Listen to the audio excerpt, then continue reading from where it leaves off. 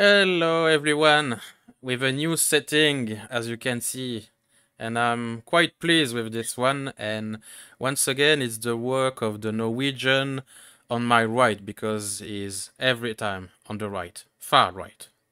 Very far right, yes.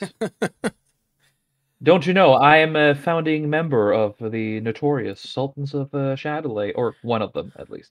Besik does all the work, but I like to steal the credit. I mean, honorably accept the credit. Yeah. So, which one of the cancer topic I've mentioned a few minutes ago do you want to tackle first? Because it's gonna be a hairy one. Which one will cause me least pain and suffering? Oh, wait, they all do! Yes. You know what? Just pick one from the hat. It's gonna hurt me regardless. Yeah, let's take the more recent one, uh, which is this one.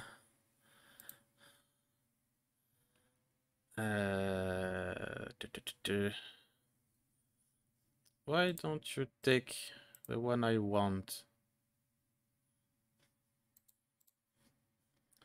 How cruel and unusual.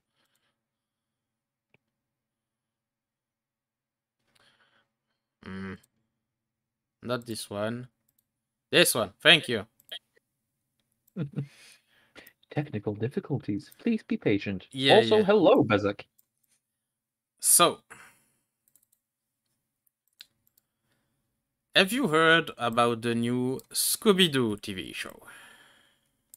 Well, in that it's a Scooby-Doo show, in that it is nothing to do with Scooby-Doo, and it doesn't even have Scooby in it, but it does have a uh morbidly obese and horribly deformed Velma. Likewise, Daphne, only being, Dyke is the Dyke. Fred is a absolute, I don't know, opposite of everything he's supposed to be. And Shaggy is a racial stereotype. Something like that. And Scooby is probably dragged out in the backyard and old Yellard. And there was many, gender, not gender bent, but skin tone bent. Oh yeah, So the ginger genocide is real, my for friends. the Scooby Doo, we will watch just the teaser, just for the pleasure of suffering. I will try not to have. You need to share the screen on Discord if I'm gonna hear Oh it yes, because sorry, I forgot this part. Because once again, I don't know why, but since a few, that's the second time I'm doing this, and I forgot to inform my guests of what's happening on the screen. excuses. Yeah. So HBO Max. this is the As teaser just learned, you intend to of make a Velma, genre-bending comedic origin story of Judy Jetson. and I will unfortunately have to pause and switch and stuff because YouTube. Wouldn't be boy crazy? The only word I had to describe my disgust is jinkies. If there is one thing the internet agrees on, it's that you should never change anything ever. Really, Velma. Well, So if you can read the stuff, fuck.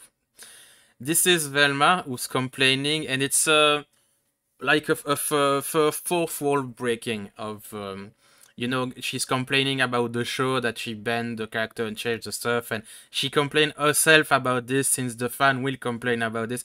It's It's their unsubtle way to be yeah. tongue in cheek. They're like, yeah, because the haters, not knowing that they're just doing everything she says that she's Yes. complaining well, about. at least Judy's still white. And this line. At least Judy's Oh, the cringe. So Oh, already this is it's oh. the tone is set. The Yeah, tone is set. they have already chosen violence. Which is pretty apparent if you look at Twitter, because I haven't seen one single nice comment about this show. It's either fuck this shit or don't hate watch it. What do you know about Scooby-Doo yourself? I grew up watching it. It Yeah. is Fred, Shaggy, Wilma, Daphne, and Scooby Doo. It's a show about a bunch of late teenagers So you who are, mean this lovely thing?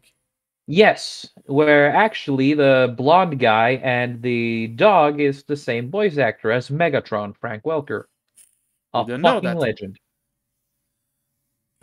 Didn't know that, but what I liked about the show and this kind of very, very, very old cartoon, because there wasn't only Scooby Doo, there was a bunch of stuff. For example, will I succeed to find it quickly? This is the same period, like the 70s. Yeah, this one, this one was also one of my favorite. Huh, I haven't seen a lot of it, but I remember some of it being on Cartoon Network. Yeah, Captain Caveman. this was just awesome. It's Oh, oh yeah, memories. it's like the Flintstone, the Wacky Rays.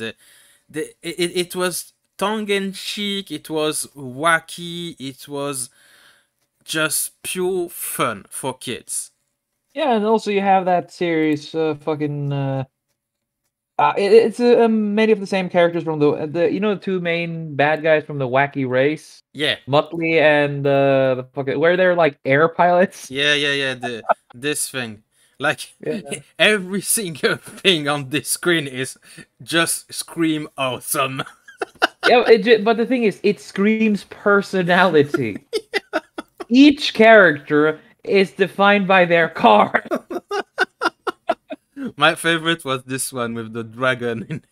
Like, how the hell a dragon fit in this motherfucking thing? I like the tanks because it's a fucking tank. Oh, good memories. Yeah, this is good.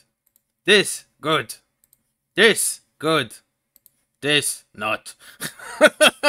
Whenever I see that, I can feel the tumors growing inside of my brain, and I'm embracing them like the sweet relief I deserve.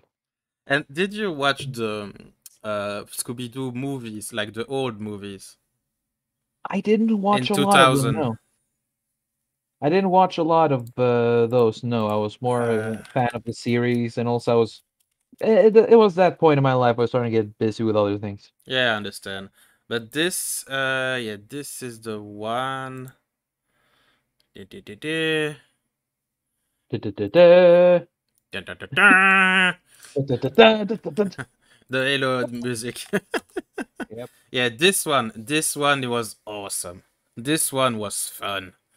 It was the correct amount of stupid and the correct amount of canon, if you know what I mean. Yes. Because there was more idiot in the movie than in the TV show. Because in the very old TV show, every one of them is competent, except of course Shaggy and Scooby Doo. But this is their purpose. In this one, they are more like a bit more teen movie, but it was still fun and enjoyable. Like, The movie was fun in its own way. The thing is, even when I was a kid, movies that were generally just hated on, I kind of liked in their own right. And the first Scooby Doo movie, while being in some ways a we got to kill. Well, in some ways being absolute trash, still had some of that early 2000 camp, which yeah. made it had its own charm while For not being example, exactly this. good. Yes, while not This being is exactly awesome. good, it's still pretty fucking funny in its own right. And to be honest, the Shaggy in that movie Oh yes. is the true and real Shaggy. Yeah, it's perfect in this role. For me, it was the best thing of the show, and this kind of scene of Scooby Doo, because Scooby Doo was a coward and an idiot, but he cared It was about a his friend. kind-hearted Yeah, idiot. yeah, But it wasn't any malicious idiocy. He was more of he was more a coward than he was an idiot anyway. yeah, And god damn it, I fucking both loved him and Shaggy's character. They yeah. were And good characters. if you see this image, please tell me that, just like me, you can recognize, okay, this is Velma, this is all the character, you can recognize them. Dude, I can recognize these characters if I even if I remove my glasses and stand halfway across a football field. Yeah. And also, I agree with Besic there. That is the best Velma. Yeah. For many Yeah, reasons. she was just, oh man.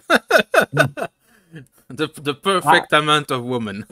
I want the person who decided roles for movies to come back and just do the role decisions these days. Because he did a fucking awesome job. Yeah. It's, with the also with the scene, do you challenge me? Oh man, it's so long since I watched it. I'm probably gonna watch it later. And this is a key point of everything I want to speak about this new entertainment, because this scream like too much serious stuff. For example, I will go full screen for this. No, it's not just serious. The thing is, they are trying to be serious while not being serious at all. It's a parody of being serious, but and the only humor they do is attempting this cynical, not just cynical, but what's the other word? Cynical irony, which stopped being funny after half an hour the first time they did it. Sorry. Yeah, no worries. But if you can see this scene, you know, this is not Scooby-Doo. This is too serious, to try hard. You know what I mean?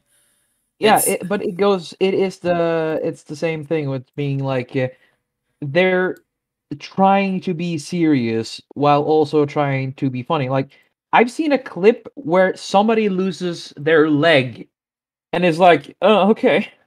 Yeah. This is a show made by and made for people who have zero idea how a human-to-human interaction works, because they are so drowned by their own fucking bullshit ideology that they have no chance of going through a proper interaction with a human being."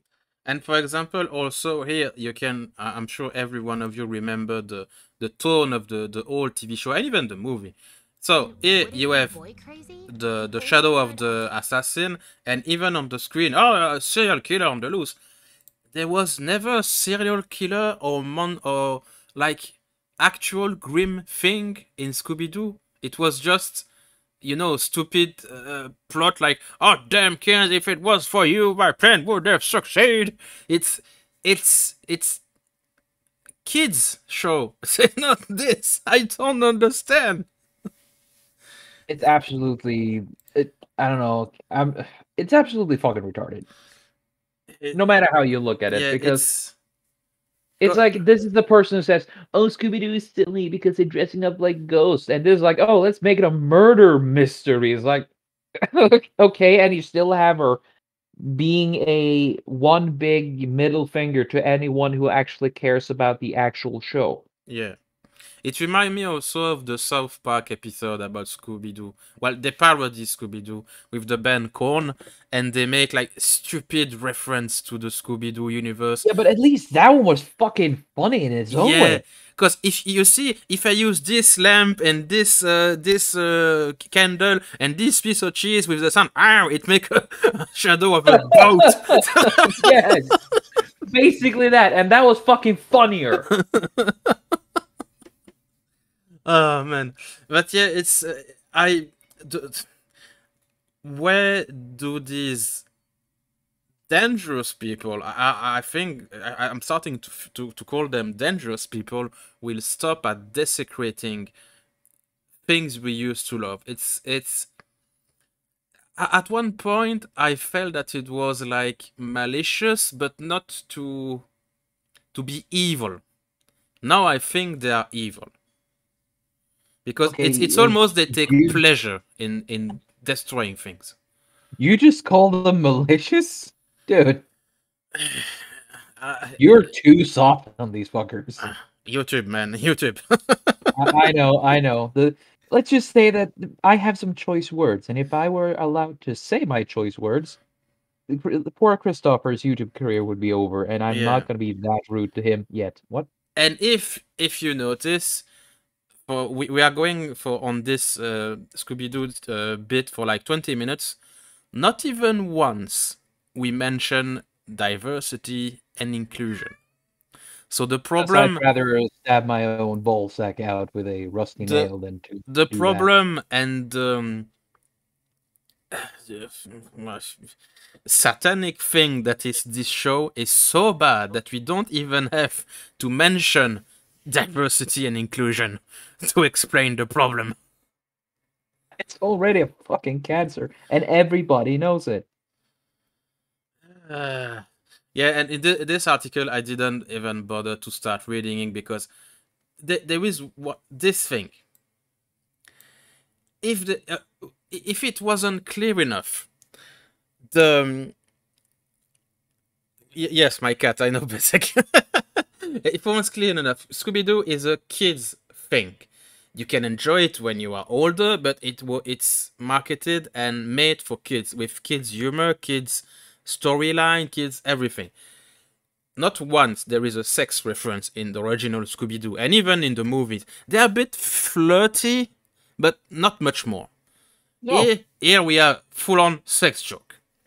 Yeah, and also Velma and Daphne, of course, have to embrace the show creators' ship, because that's what they also do. Yes. I don't know even what to say anymore. So please, ever when I drink a bit. Dream, rant. Be angry. I've already said what I think about, because this is a perfect example of everything that is fucking wrong with anything regarding the artistic entertainment. We're just fucking plain common courtesy in any form of culture today. It is just another pile of shit. But the funniest thing is, so far, this is the turd on the top of the shit pile, because this isn't just mediocre. This isn't just bad and insulting. This just embraces everything that can be. It's not just, it is the worst. It is the most insulting. It never, and like Arch said in his video, it can always get worse. And that poor motherfucker decided to watch a whole episode of it, and he almost killed himself. He is damn courageous. I salute the effort of the fellow soul and salt. Yeah, I could feel his pain from the Southlands, and I live like half a country away from him. The country away from him. And yeah, for the sake of fun and to close on a nice note, here is what Scooby-Doo is supposed to be. Yes. I'll have whatever he's having. It's stupid humor, I love it. Are you challenging me? It's stupid, but it's stupid in a good way. Yeah, this is Scooby-Doo. This warms my heart. It's not just that. It's honestly this is one of the this is stupid funny from the movie. Yes. Yes. But here's the thing. Even you have people who don't like fart and burps jokes, because it's a little bit some people hate it, some people love it, right? Yes. But even this whole scene here is still better than anything we get today. Because at least they're trying to be fucking creative. Yeah, and also I'm tired of people saying, "Oh, fart jokes, bad." It's a kids thing. What do you think kids laugh at? Oh Lord! Let us be kids for like 1 hour and a half in the theater, please. Can we have a bit of, pleasure in existence? Please, have some mercy. Let us laugh at farts and poop. Please, sir, may I have some fun? Just a little fun, please. Oh man, yeah. So yeah, Scooby-Doo, the movie, the two movie from early 2000, funny, nice. Yeah. New Velma. Well, I'm gonna be honest. The second movie is the best one. Oh, with the The pterodactyl monster. Yes. I prefer the first one, but that's a matter of preference, I think. Yes. Because they made the monsters real for a period, and that was pretty cool. That was pretty cool. I liked it. Yeah, but the first one is Mr. Bean, Rowan Atkinson. Yes, which is also pretty fucking fun, but Yeah. still, the second it didn't have Rowan Atkinson, which is a minus in itself. Still, So yeah, we will switch from one pile of garbage, as Trim said, to another pile of garbage. Care for agony. I will have a piece of shit, but with a tiny bit of frosting. Yeah, that sounds a lot better, dude. That sounds so much better. Let's talk about Harry Potter and Hogwarts Legacy.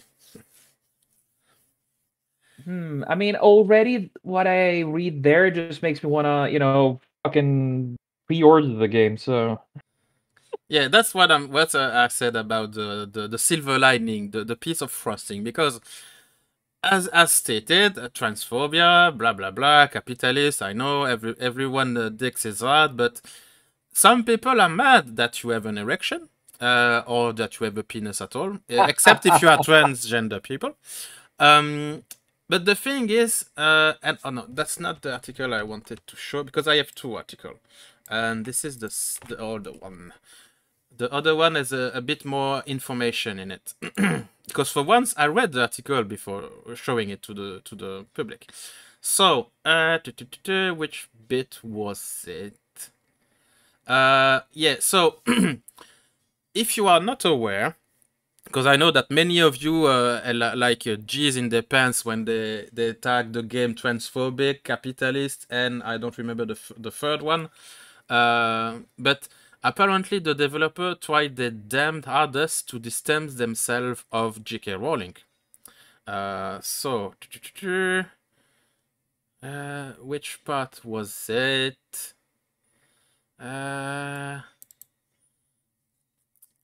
Fuck. I have to read it the whole thing, but I'm a bit lazy. But the thing is that the developers said themselves, "Oh no, J.K. Rowling is not related to the making of the game. She does nothing in it. She's not involved. Blah blah blah blah blah." And then, and then there is this title that I found from some reason very funny. I don't even want to be part of your game. But yeah, she's no.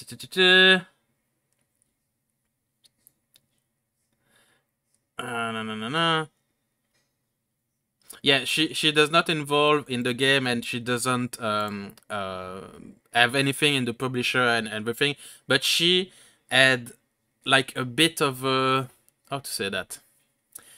That tickles a fancy a bit that many people were mad at the stage of the success of the game. And for example, this gentle person, fellow thing.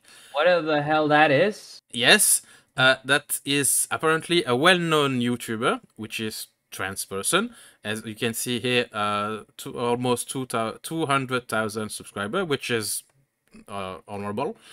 And of course, their gender is the only thing that fucking matters anyway. Yes. So who cares? And apparently, he had an answer from J.K. Rowling, something like, as you can see, deeply disappointed by this YouTuber, that he doesn't realize that Pure Think is not compatible with something connected with Harry Potter world in any form, and that apparently it's not good. And for some reason, this thing didn't like that, Spencer.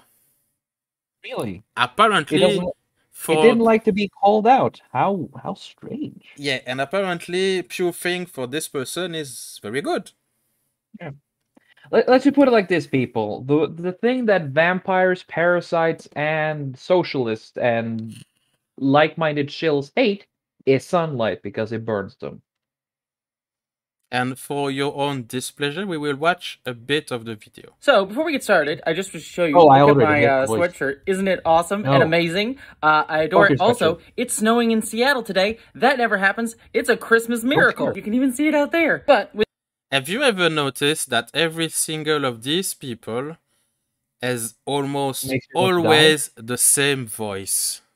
Yeah, maybe this high-pitched fucking weird voice where they're speaking with a slight lisp, sounding like they're having some kind of mental fit. Apparently, it's like it's mandatory happiness, or at least the appearance of happiness. It's just that they know they're faking it, and they're desperately trying to convince you, I'm happy! I'm inclusive and all. Yes, I am the good person, I promise. And so we'll go to the part about J.K. Rowling. Let you look at the other videos that I've linked down below that go into that. But my tweet wasn't really even directly about any of that. It was quite literally just saying... So this is apparently what this person had to say. Oh, pain. Oh. Yeah, pain. Pain. Oh, God, I hate that fucking voice. And the color and all, like, my eyes. It's just a fucking hair color, too. Yeah, so... You know, when I'm sorry, but this I have to say this. The hair color on these people is a warning sign. Strong colors in nature is a sign of danger. Poison. Okay? Venom. Exactly. It still goes true today. Just fucking saying. But yeah, apparently this person had to say that you are allowed to like Harry Potter. That's something. I have the permission. Thank you. I'm shocked. Yeah. Thank you. Oh, but, great and glorious fucktard. But you are not allowed to support it financially. You know, I'm already halfway to fucking pre-ordering this game. Stop. To be honest, I am also, even though I hate Harry Potter, I don't like the Harry Potter setting, like the universe, the world building. It's good. It's nice. But the character, Harry Potter and the bunch of idiots, I hate them. And also the internal logic of this, of the cult, that the societal logic of the whole thing, it just pisses me off on a daily basis. But I'm not gonna go on a rant on that one. Yeah, it's very funny because, as I said, like you are not allowed to support the thing anymore. But I own the first 9 movie and all 7 book myself. But any support something like Hogwarts Legacy is harmful. You're allowed to support Harry, but not this. It's awesome because it's like Harry Potter is good, but don't buy it. I'm gonna go buy fucking the Harry Potter books now just to fucking spite you. And where's the part when there is? Oh yeah, I think this is the part. On my shelf, I have all my Harry Potter DVDs up until the 9th movie, the 9th Fantastic Beasts movie, because that's right before she came out as a horrible transphobe. I have all those DVDs, and I have all the books, and I'm saying I don't begrudge anyone for having those or for still caring about those. I know it's hard for me to go back and watch those or look at them anymore because of J.K. Rowling, but if someone still finds joy and love in carrying them, I don't begrudge them that, and don't say, like, you're hateful or anti-trans or anything for having those things. That literally was my take. Like, I don't begrudge anyone for still liking Harry Potter. Just you can't support it going forward with more money and attention if you wish to be supportive of the trans community as a whole. That was fine. I'll go buy the fucking books. Jesus Christ. So, my dear Trim, this guy is too good at his fucking job. He's doing one hell of a sales pitch there. I maybe need to employ him to publicize my stuff. By the way, Bezek, apparently Trim is shilling for you to have a job.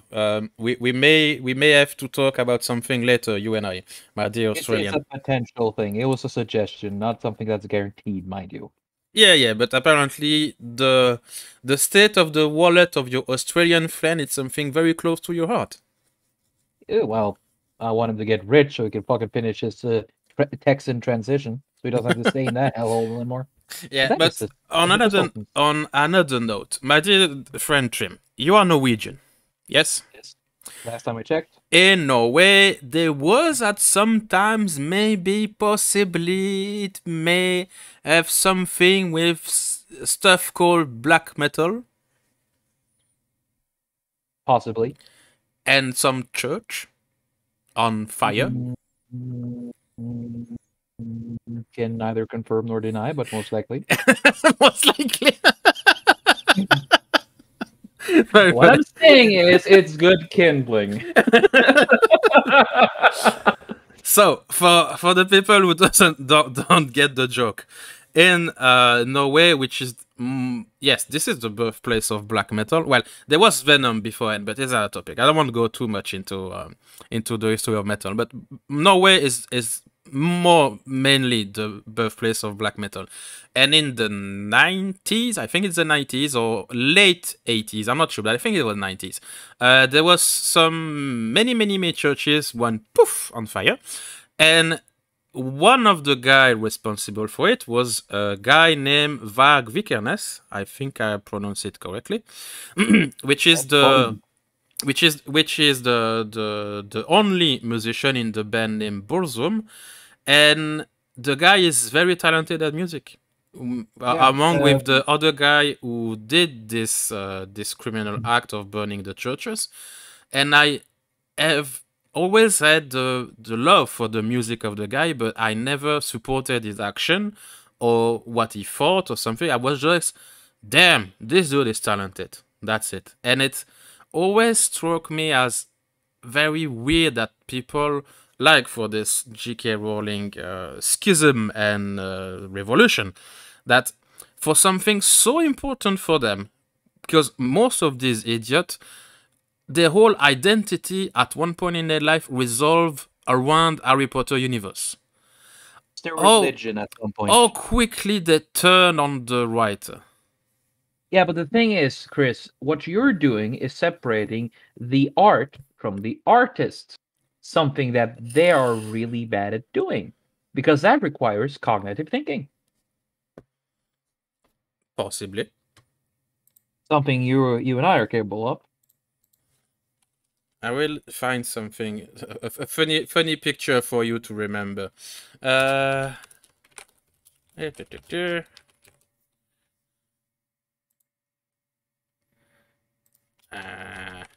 this the one? It's the one. Yes, this is the one. This is what happened in Norway at the time. It's a disco inferno, but the church decided to try it out instead. Yeah. And to be honest, burning churches and just general burning shit that isn't communists is something I'm against, because churches in Norway, they have a lot of cultural significance. Yes. And yes, not only that, but they also tend to be very old. Yes, apparently they were almost like sacred work of art and masterpiece of human history. Yeah, it's sort of like a point of pride. In the old days, they were like the point of pride for each community, because there were a lot of art, a lot of old works there. Yeah, so this is more or less like they looked before the fire thing. Yeah, that was a loss that was tragic, because that is one of those churches who were made with the inspiration of the old Viking-esque style before we started adopting the more Germanic and British style. Yeah, and apparently this was 92. Yeah, one per year. But also, from what I've heard, from various testimony of some people, some from the black metal scene, like the bands, and some of the local population, they were conflicted about this, because yes, they all said this is not good, this is bad, you shouldn't do that, and at the same time they said yes, but in a way we almost like not despise, but it was still a bit bothering because my Viking heritage. Yeah, and also there was the whole thing that the church was really overbearing. Let's just put it like this. You know the movie The Life of Brian? Yes.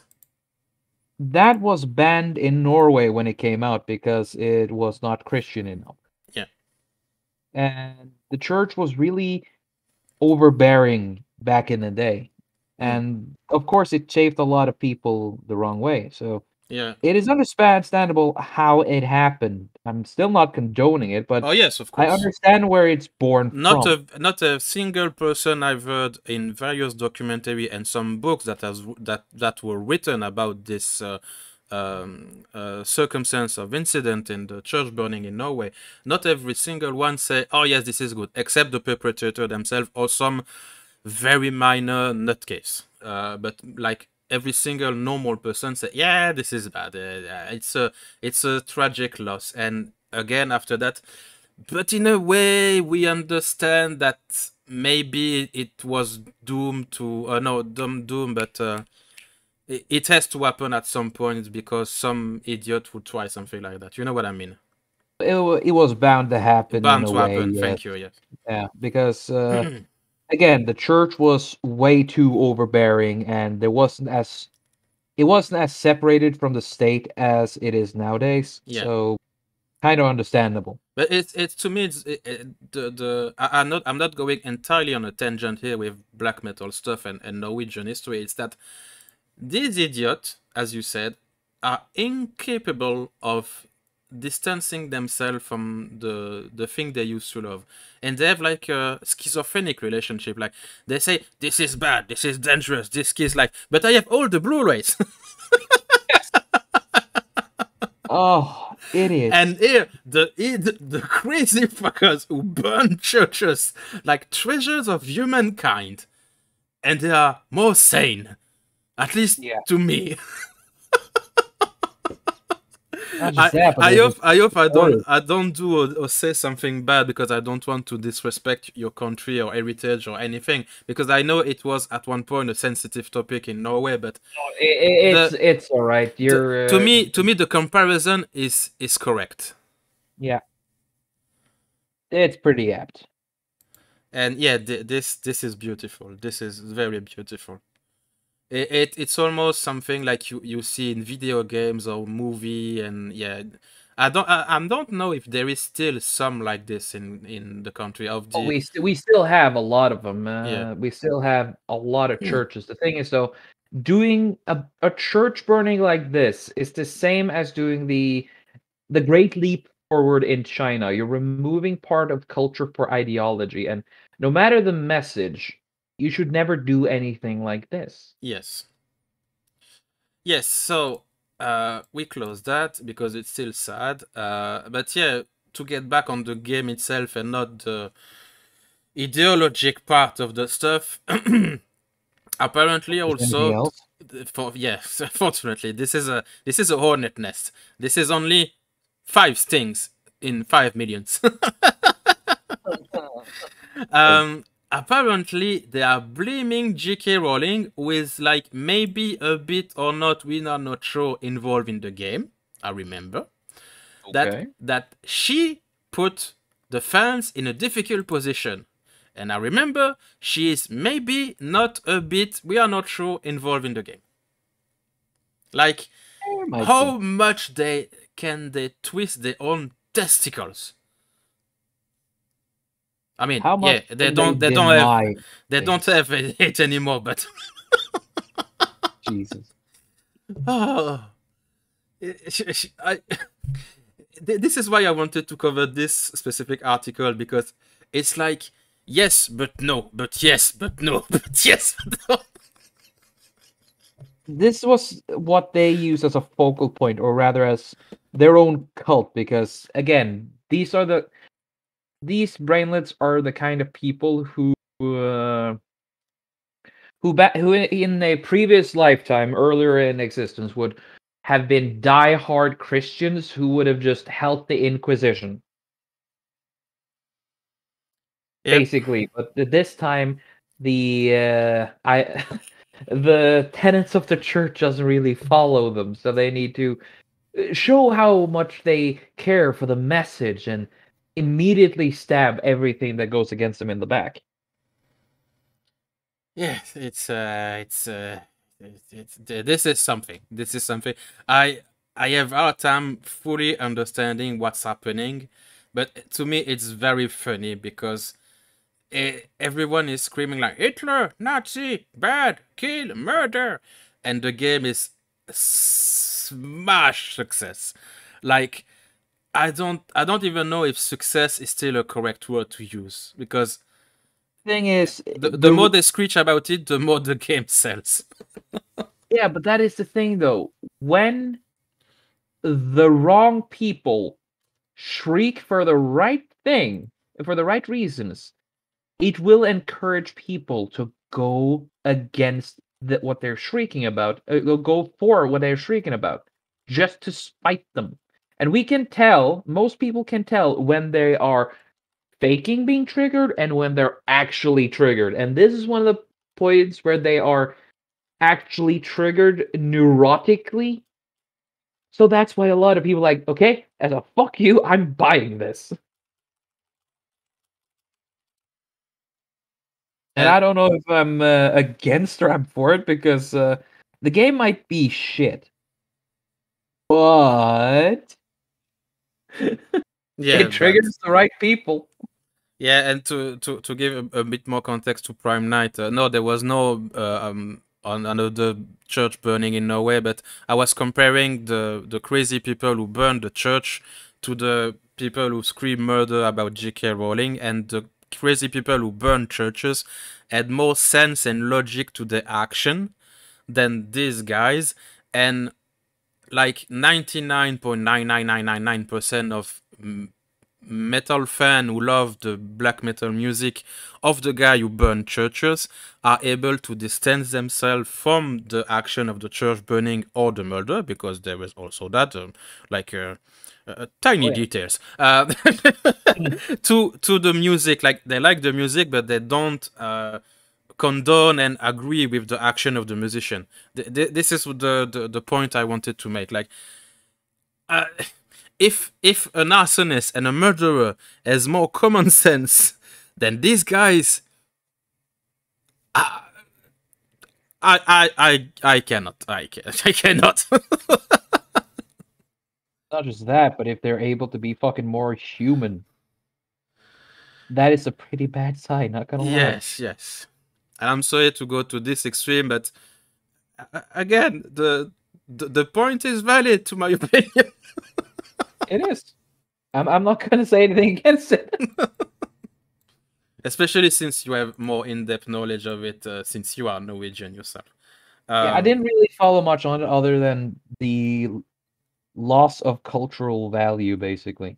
Yeah, but you heard about it. You seen you like the trial of Vikernes. I was 1 year. I was only 1 year old when this happened, but it has been a part of the cultural discussion for a long time. Yeah, and I'm sure that even today, some people reference this, and most people say, "Oh yeah, this."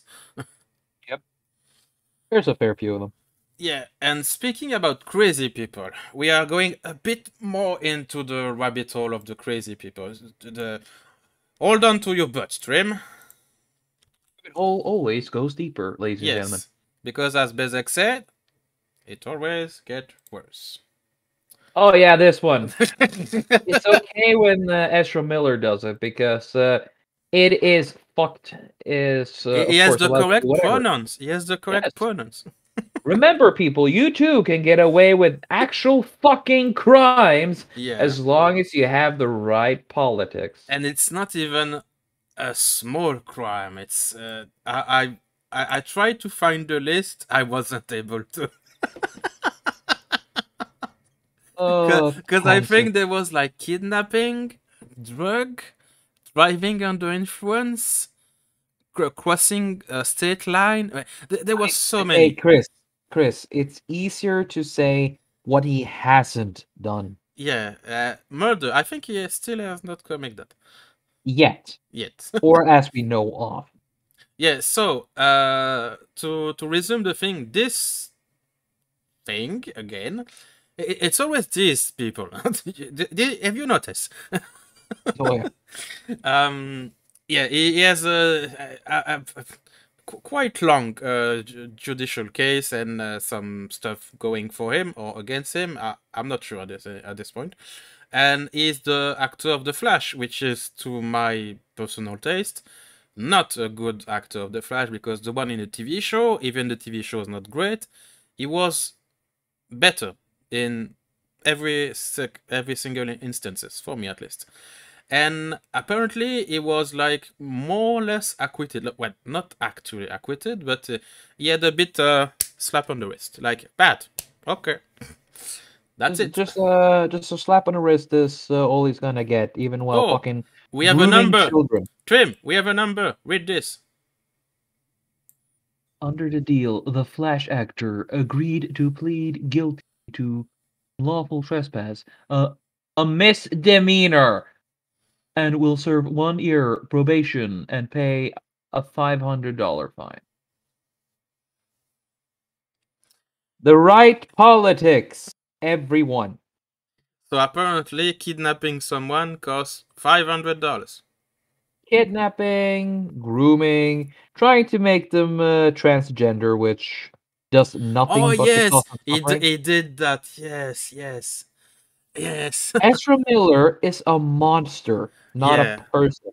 And Warner Bros. Is so fucking desperate that they're willing to fucking cater to this criminal, then to fucking let go and find someone else.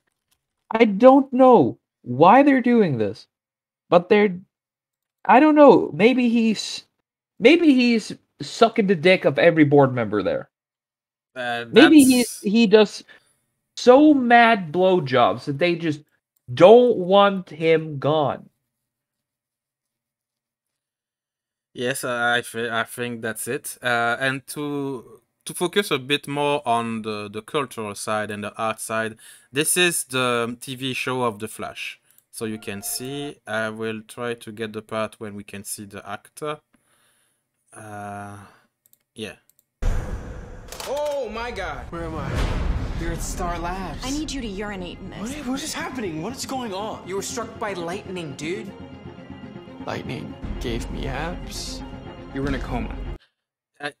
10 seconds, even if it's not good television, I think we can see and feel more humanity in the actor than Ezra Miller in everything he does. I don't know if you see in the Justice League when you can see the Flash from Ezra Miller. I've seen the Justice League, and the movie is okay, but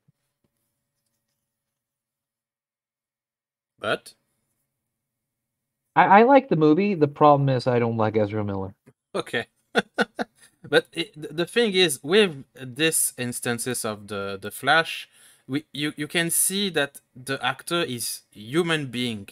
He's like, the thing with Ezra Miller in the Justice League, I didn't feel any humanity from him. He was just a face, you know what I mean? Or it's just a token presence in the show, in the movie. He's there to, clear out a list of inclusion. Yeah, maybe. Pick off boxes, basically. And in the TV show, you could see also... It's healed. Sorry, you could see, they explain everything, like the power, they explain how we train and stuff. Let's take another, 10 seconds here. It's healed in 3 hours. How is that even possible? We don't know. How does it fit? It's a little snug. You don't really believe he can run that fast, do you?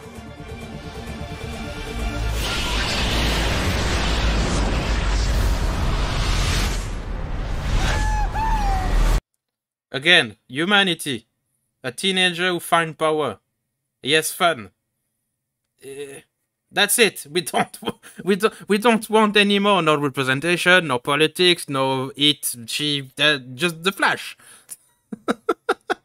A Spider-Man who goes fast. That's basically it. To a certain extent, yes.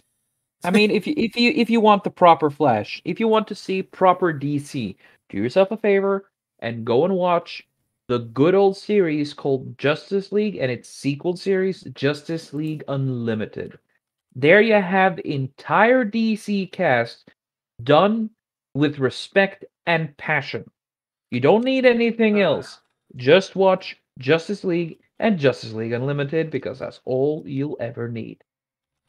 I'm trying to find the one you are references. You're referencing. Sorry, my English. Yeah, it's the animated show. I know, name in French, blah blah blah. This is it. This one. Oh yeah. Yeah. Okay. Yeah, I think I've And seen an episode from this one. and then you have Justice League Unlimited, which is a sequel. Pretty fucking metal. And it wasn't just a cartoon. It yeah. explored the humanity of the characters, insecurities they had, like a plot point from the previous let's something that had let's focus on the Flash. Do you see Trim? No, it's not just that the designs are good. I'm just talking about the character himself. I know, but do you see it? The Flash is smiling. Oh yeah, but you can't smile today. In today's Justice League, it has to be a parody of the series. Because I don't think I've seen Ezra Miller Flash smiling. Not unless it's some kind of awkward forced thing. Like Ezra Miller is as able to portray emotion as Mark Zuckerberg. Human point exit. Loading human emotion.exe. Executing now. Beep. Because the only thing I remember from Ezra Miller Flash was being even not awkward, but actual cringe. He's better in the Zack Snyder movie, in the Zack Snyder version, but that is most likely because of Zack Snyder. And not because Ezra Miller is a competent fucking actor. I'm not expert on the Flash, but if memory serves, the Flash is a positive guy, like optimistic. Flash is. Let's just put it like this: this is a plot point at the end of Justice League, before Justice League Unlimited. Or no, it's at one of the season in Justice League. It's a plot point because Flash is the glue that keeps the Justice League not together, but on the righteous path. Oh, it is a plot point in the final season of Justice League and the first season of Justice League Unlimited. Can you? I don't want. Explain a bit without spoiling, like the fact that he's optimistic, maintain the group together. He is always there to give a joke. While, of course, Barry is a scientifically minded person, he's more of a comedy relief, but also a man with a golden heart. No matter what happens, he's silly. He's a little bit of a teenage streak sometimes. Yeah, that's why I said Spider-Man who goes fast. Yeah. But like Spider-Man, he also has heart. And no matter what situation, he always goes for the positive. He always tries to find the light in every situation. He never gives in to despair, no matter how bad it gets. Instead, he's going to crack a joke about it and then do his damnedest to get the job done. However, throughout the entire series of Justice League, we get to see the good and the bad of each hero of the Justice League. There is a question for you. Callum asks, is Oracle liked him a bit? A bit. At first, it wasn't anything romantic. It was more of a little brother, big sister kind of thing. And that is basically what Flash is. He is the little brother that keeps them all together. Because you have... Okay, it's gonna be a bit of a spoiler, so yeah, just a minor. I'm just gonna type it in chat and okay. And but if I remember correctly, because I'm not an expert on comic and even less in character like Flash and stuff, but in the Justice League, every single member, at least the major one, like Batman, Superman, Wonder Woman, Aquaman, Green Lantern, they are the major one. They all have the major importance of maintaining the group efficient and united. For example, Batman is the moody one, like, oh, I'm depressed. Blah, blah, blah. It's more than that. But the thing is, though, I've written a spoiler in chat, so I'm gonna say something with spoilers. And when I click spoiler over, in case you're muting this, you don't want spoilers of Justice League of the plot point. I'll post spoiler over, and then I'll stop talking about it. Yeah, go ahead. So the thing is that in an alternate reality, at the end of Justice League, the Justice League, they get to a alternate future where the Flash is killed by Lex Luthor. The Justice League in that reality kills Luthor in retribution, and they become the Justice Lords, basically authoritarian dictators that lobotomize everyone who stands against you.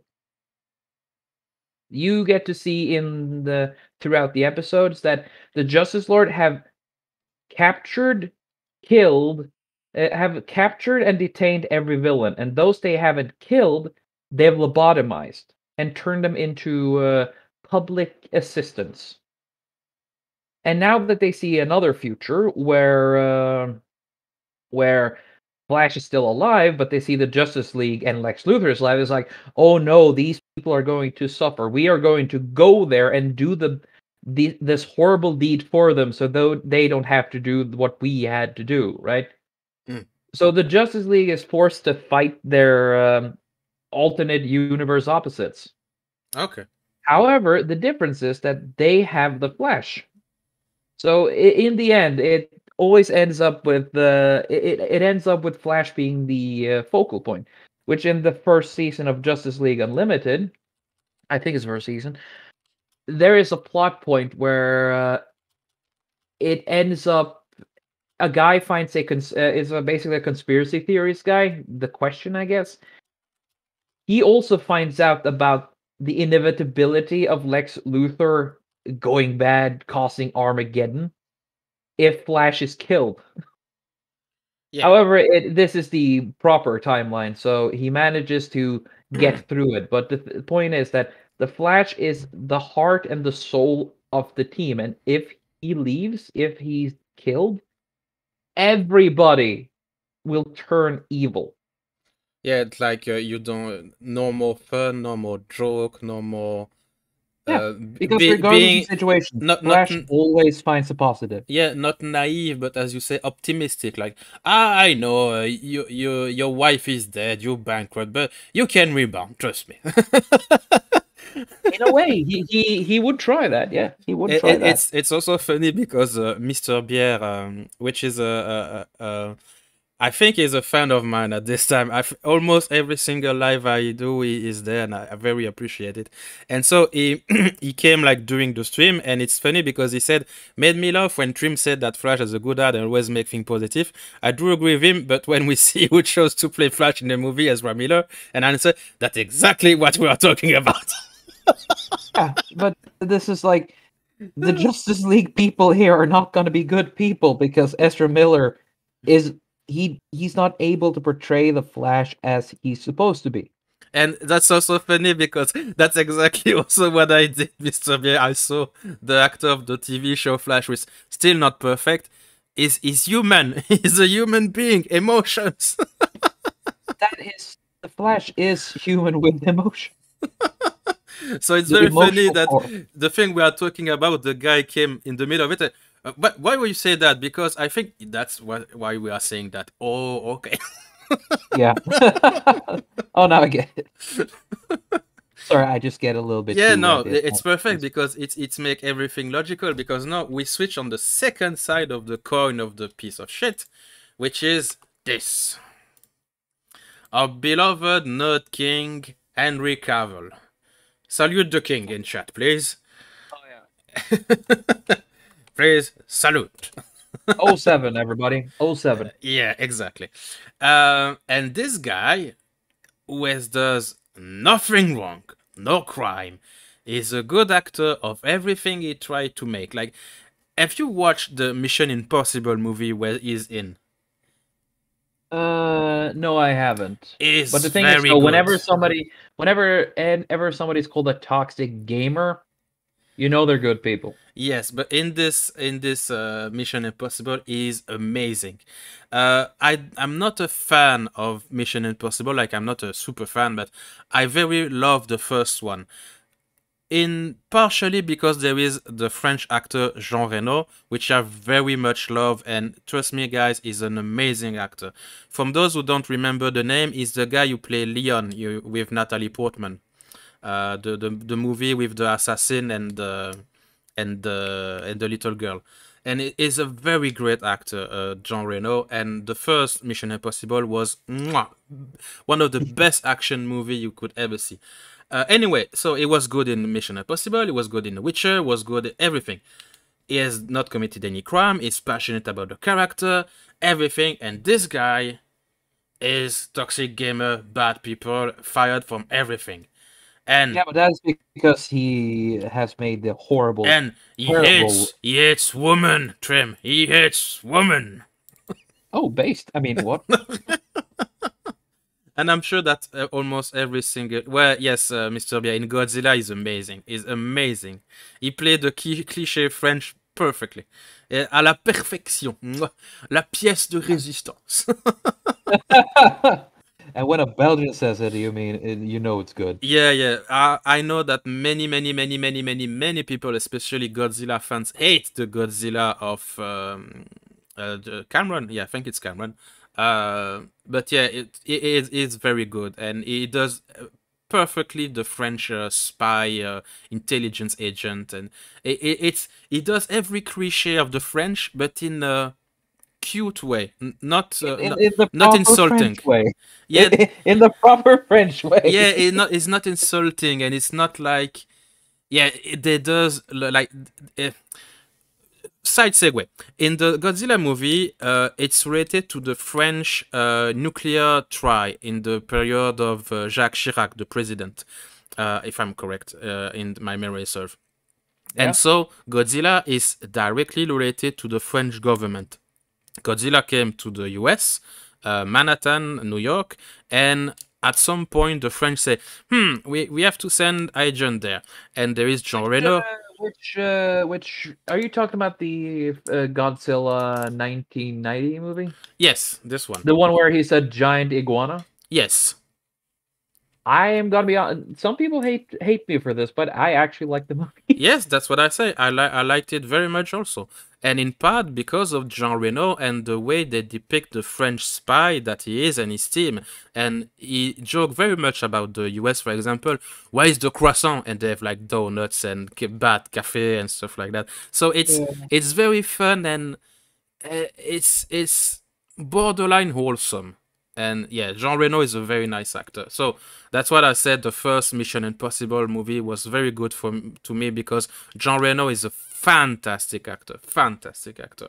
Either way, back to Henry Cavill. Most of you have already seen this piece of message, which is a try of defaming and cancelling Henry Cavill. It failed horribly. But TLDR is... He's a gamer, he's passionate about the setting, he was a piece of shit because everything he wanted was to be correct or the canon. And apparently he made friends with also gamer and he did want to take his shirt off during some scenes. Oh my god! Yes. He's a friend with gamers? Yes. Oh god. Yes. And this is the moral of the story of Henry Cavill. Be passionate about the things you love, and yeah, and it's just pretty funny because when he's asked about, I can remember from before Witcher, people were like, "Oh, this isn't something like this and that." The interviewer was reacting about, "Oh, the toxic fans," and then he's like, "Dude, they're just really passionate. I want to know what they want to say." Instead of being a piece of shit. Yep, and so Henry Cavill was fired, defamed, like everyone is spitting on him, and Ezra Miller, that's okay. No big deal. Of course, because Ezra Miller is, Again, he's gotta give mad blowjobs, dude. That's the only excuse I have. Seriously, the way he goes down, allegedly, the way he goes down on those directors gotta be something fierce. And yes, I am going to be this fucking childish just because I fucking can.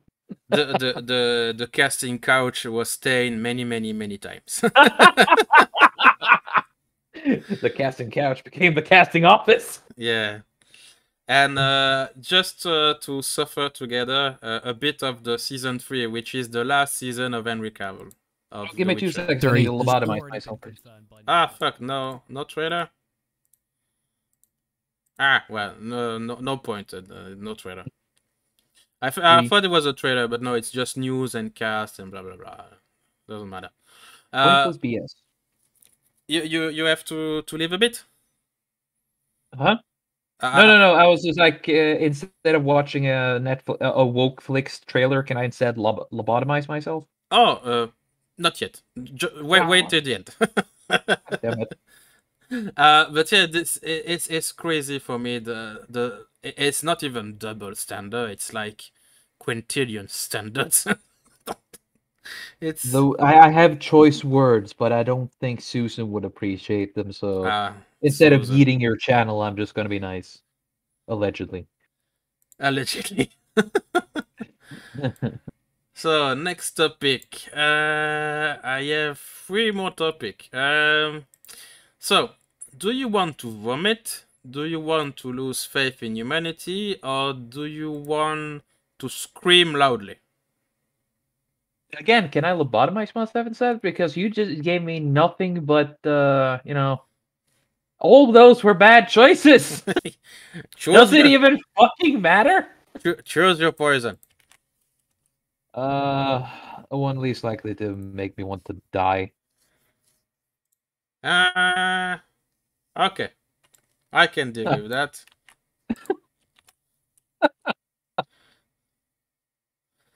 Have you seen this? Can we skip this one? I love it. Can we skip, please? Please. Come on. Be a bro. Come on. Just help a brother out here. Come on. Just read this. Oh, okay. The Joker is pregnant, and there is a perfectly reasonable explanation as to why.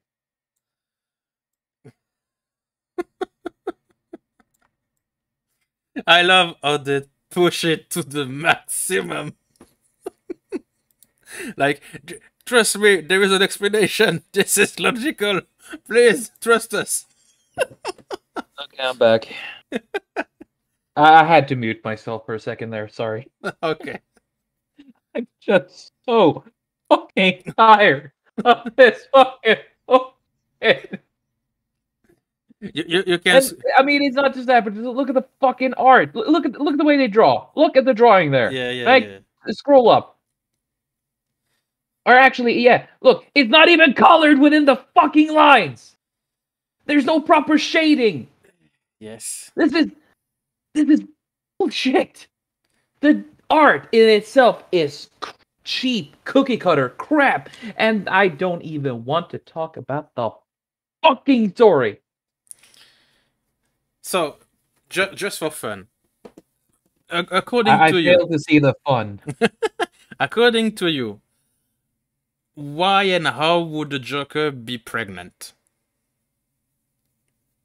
You know, have you watched the Flash Paradox movie? No, but I'm a bit aware of the concept. Okay, you know how when Bruce is shot instead of the parents, the mother loses her fucking mind and yeah. becomes the Joker? Yep. Yeah. No, this is not that. She gets pregnant again. There you go. Now that's how the Joker gets pregnant.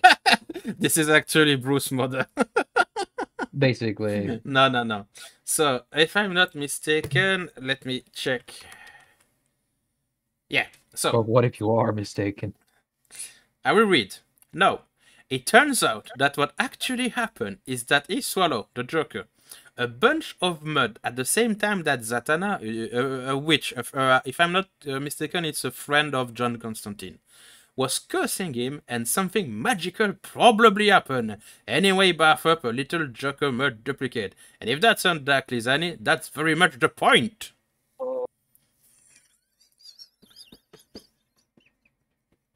This is the kind of thing that would have been played off as a stupid joke. Yes.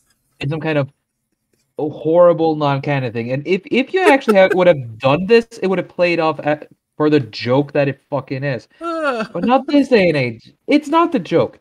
It's a as serious an attempt as these fucking creatures can make. But no, it's like, because just watch the panel there.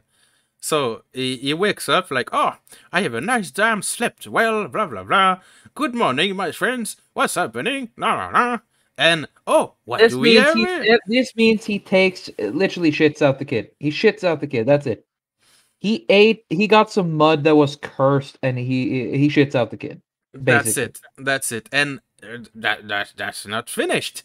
I don't want to know anymore. Please stop it. Mercy. End my life. Is it the other article? Because I have also like the salt and the point they try to make with this thing. They had a point. Yes. An attempt of a point was made. Yes. Is this one? Is this one? Fuck. No. I'm sorry for the Bing. But I hate it so much. Because maybe not this one. Oh fuck. Well, because oh yes. So apparently the point I found it. Sorry for the multiple ding, guys. So Zatanna backward spell, blah blah blah blah blah stuff. No one else will ever have your baby. Backfires, and the Joker wake up to discover that he's 9 months pregnant. So the point was that he's an horrible parent and he will never have a baby, or he will never have the pleasure of being a father, blah blah blah. I'm still waiting to see the point. I know, but that's the point. There are no points. They tried to have a point. to me, it's funny because they try to make something like, you know, deep and sad and misandrist. Yeah, you know, the hating of men and all. But it's just like plain stupid. Like, why? How? Yeah.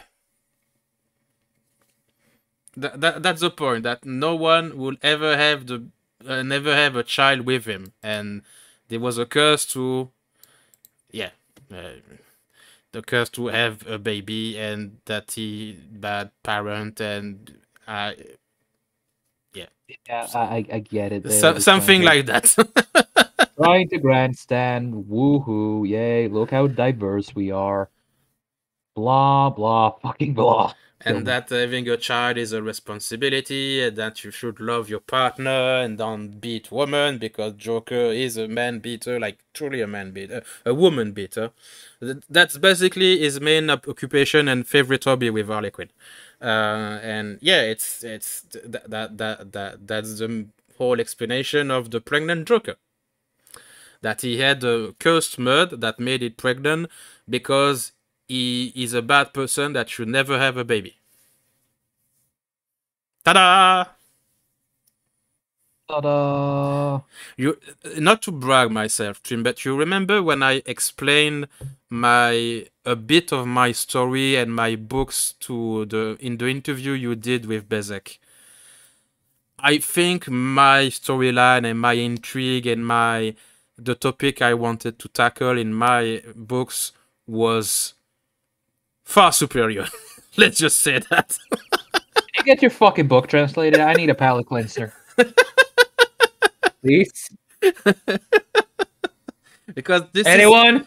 this is the level of the comics industry today. This is their current magnum opus. They try to desperately push and say, this is art, this is awesome, this is subversive, this is This art masterpiece. This art style is webcomic amateur level. I don't draw better than this. Yes. And this is like, this is quote unquote professional, serious. I'm trying. Go fuck yourself. Yes, definitely. I'm trying to find, because I understand where they try to go, but I need to find something. Trying and succeeding are two very distinct things. Will I see something like that? Yes, I found it. So this is the old comic style, the very old, like I think it's the Silver Age. I'm not sure, like 17s, 80s. You know, the use of pink, the use of very fat color, you know, plain, almost no contrast. You know what I mean? And this is what we used to get in the far past. Yeah, and look there.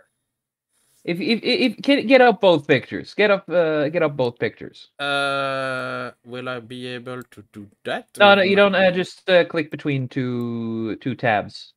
No, because I have select. I will switch something. 1 second. It's okay. You know the quality of it. The overly thick lines, the color outside of the edge, right? And just the abhorrent lack of details, right? Yeah. Now scroll into this and just look at Constantine, right? It is a quote-unquote simplistic style, but it still has a lot more presence. I have managed to do what you asked, so I will do that. You are not able to see it, but the chat does. Yeah, good. So yeah, the for example, one of the main thing that lot of old comics like everyone does that in the past was having the color pink or fat color as a background, which is not natural. For example, pink, red, blue, orange, stuff like that. But still, in this very old particular style and peculiar style, may I add, there was soul, there was a story, there was something going on. They tried to do something like, this is Constantine meeting a nature monster that is both magical and kind and brutal at the same time. Yeah, this thing is Swamp Thing, and he is a force of nature. Yes, but is more, it's 50-50 friend and enemy of Constantine. Yeah, he's on the side of life, and life really doesn't care at the end. But just look at the details. Look at Constantine in this page, right? Yes. That is a distinct detail.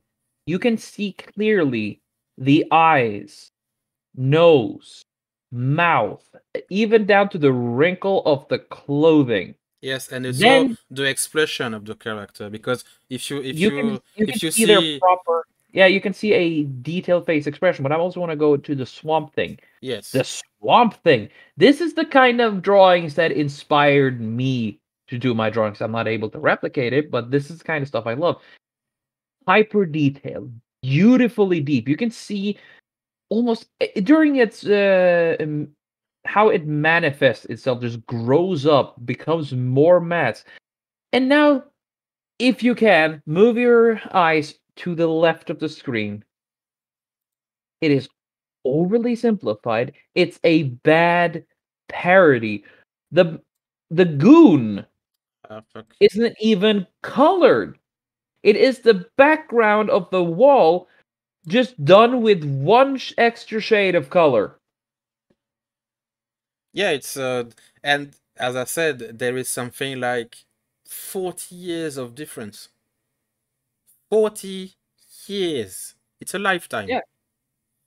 The details is just you can't even compare them. It's this is like an oversimplified cartoony thing. The most detailed part there is the ape. Yes. A very clinically depressed ape. And that monkey, is as detailed as the Constantine drawing. Yes. On the bottom right. And if I may also remember the audience, 40 years ago with the Swamp Thing, all crayons. Yeah. Or maybe Sharpies or stuff, but yeah, you know. It's most likely Sharpies, but still. And you can still do really good art digitally. Yes. Equally, I've seen people who've done equally as good a job. Almost all of my art is, it's 100% or 99.99999% digital for my stuff. And now I'm going to say something that probably is going to make Basic froth at the mouth, but did someone say my name? The proportions and the perspective on the modern fucking drawings are so bad that even I react to them. I mean, just look at the fucking spoon of cereal with the monkey. Yeah. Look at that shit. It's, oh my god, it's so fucking bad. Yeah. And this is a quote-unquote educated artist who have gone through art school. I mean, there's a reason I'm not wasting my time on that, and I'd rather just listen to the people around me to try and make something. It's pretty bad when a professional comic book artist draws worse than me. Yeah, and it's not about the pregnant Joker thing, but still, here it is. I'm just talking quality in general. Yeah. But here's the new Spider-Man thing. This is also one of the. I don't think they push it as strong as the Joker thing, but still, you can see that. Even though it looked better than the Joker pregnant or horror, it's still bland. It doesn't scream. It's a crippled Spider-Man. It doesn't. And a lesbian too. I don't know if you can maybe develop my idea of feeling, but because you are an artist yourself, I mean a drawer, but this doesn't say this took effort. You know what I mean? Yeah. Because again, I will again go for the Constantine thing. How many hours for every single vine? Like they try to make the brain, the skeleton, the muscle, the eyes. This in digital, I would not say it took like 5 or 10 hours. I'm sure it took more because there's a bit of work on the lighting and all. But this, I mean, the art style on the Spider-Man drawing is better. Much better than the previous thing, but yes. It's still. But this is the kind of stuff they push today, and this is what we used to got in every single comics ever. I can, if you give me 5 minutes, I will find like an old. Oh yes, I know. V for Vendetta, also a very very old comics. And they also used, like a vibrant color to make the background and all and stuff. And oh yeah.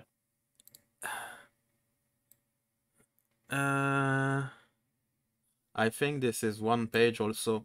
Look at the amount of details. You cannot see it. I will switch thing for you, Trim. This is a page of V for Vendetta. Yeah. Look at this. Seriously. There is genuine effort here. Even though the color palette is limited, it is the limitation of the color palette is redeemed by the inking itself. Yeah, and there is another one which have a bit more color, but again, this is very old. So the old comic book style was not color was subpar to the story and the character design, but still you can see so much emotion, so much so much stuff. I know there is a bunch of text and all, but all picture tell a story. You remove the text, you can still have the stories. Yeah. Easily. For the Spider-Man is, I am gay, I am in a wheelchair, and I am in a city.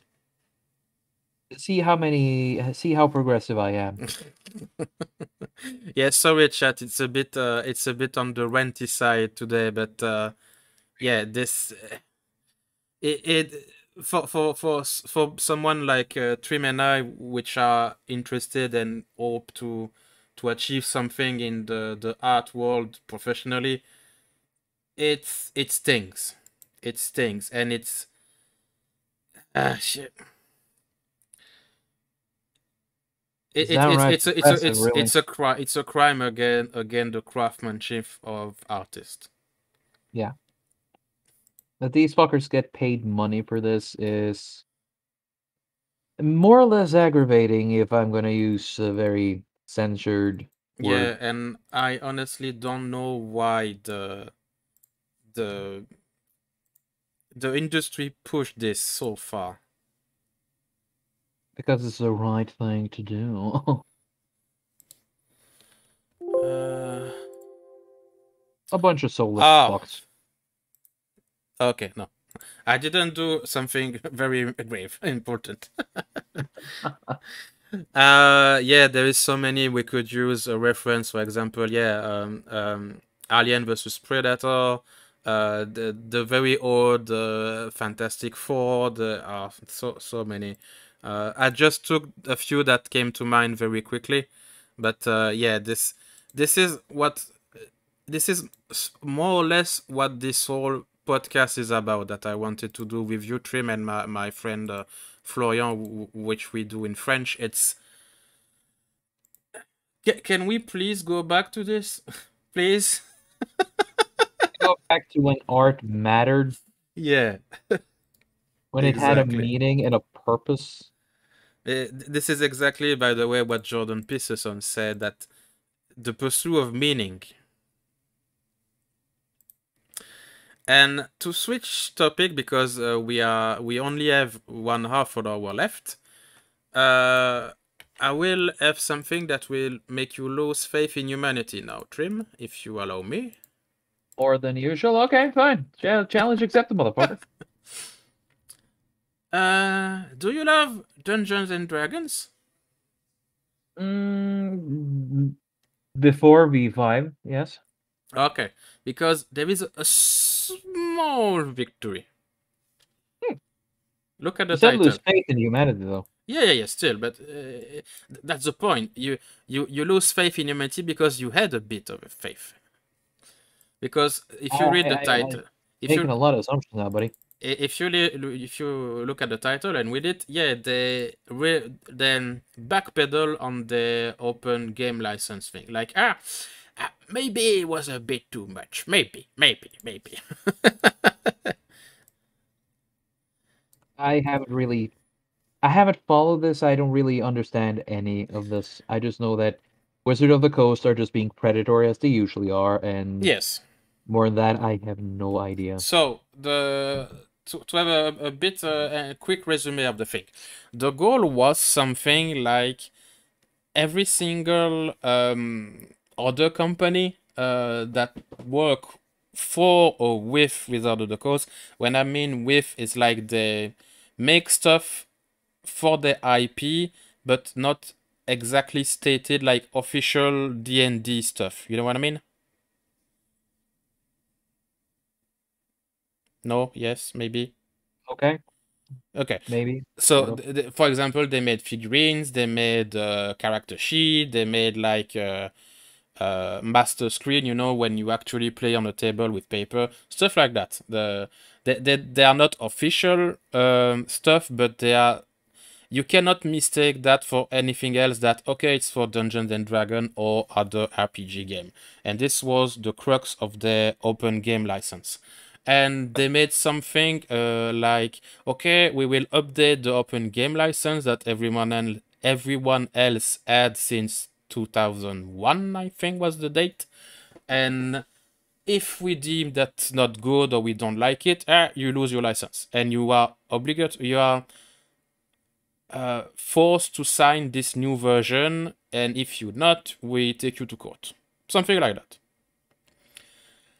Then there is so many backlash. Many people yelled in unison, and one of the main voices against it was Paizo, which is the boss company of a certain Pathfinder. And so DnD and Wizard of the Coast say, okay, we understand, blah blah blah. So they made like a promise or a statement that say, okay, we will backpedal a bit and we will make a new version that's more inclusive for the fan, blah blah blah blah blah. Inclusive, so absolutely fucking useless and cancerous. Gotcha. Yeah, and I will read the statement they made because it's so full of lies. So full of lies. It's funny to the point that it's borderline not funny anymore. But I will read it.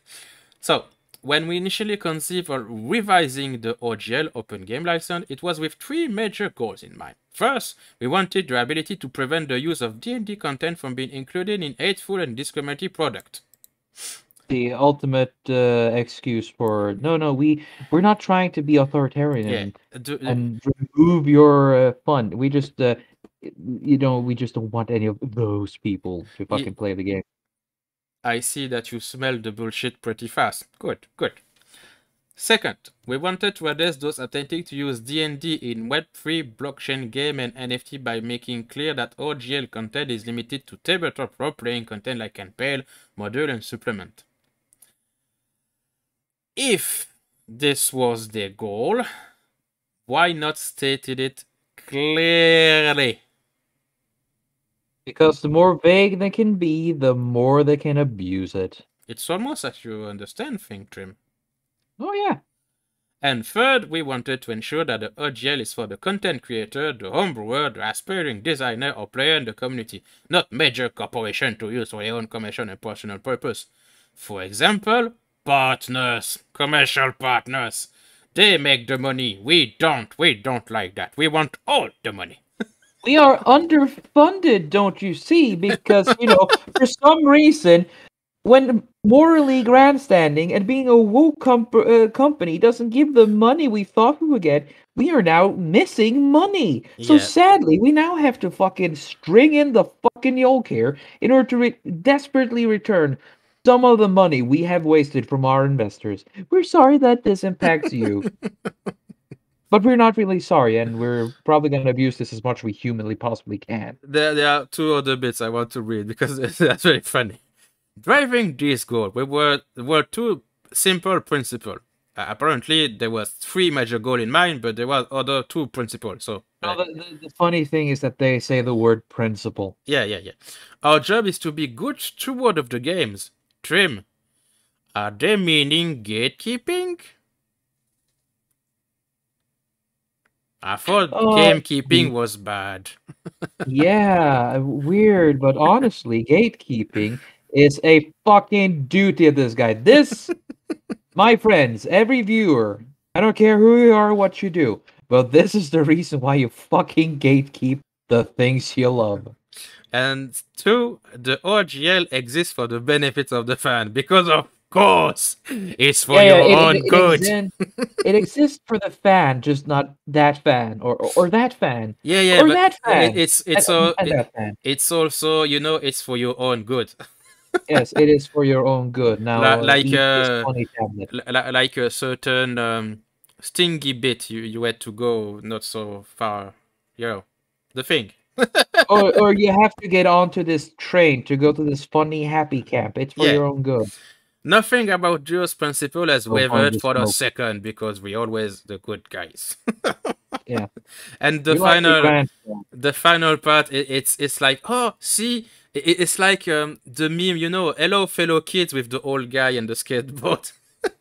And they finish with, however, it's clear from the reaction that we rolled a 1. It has become clear that it's no longer possible to fully achieve all the 3 goals while you're straight to our principles. How do you do, fellow kids? Again, they said principle. That's the Uh, funniest part to me.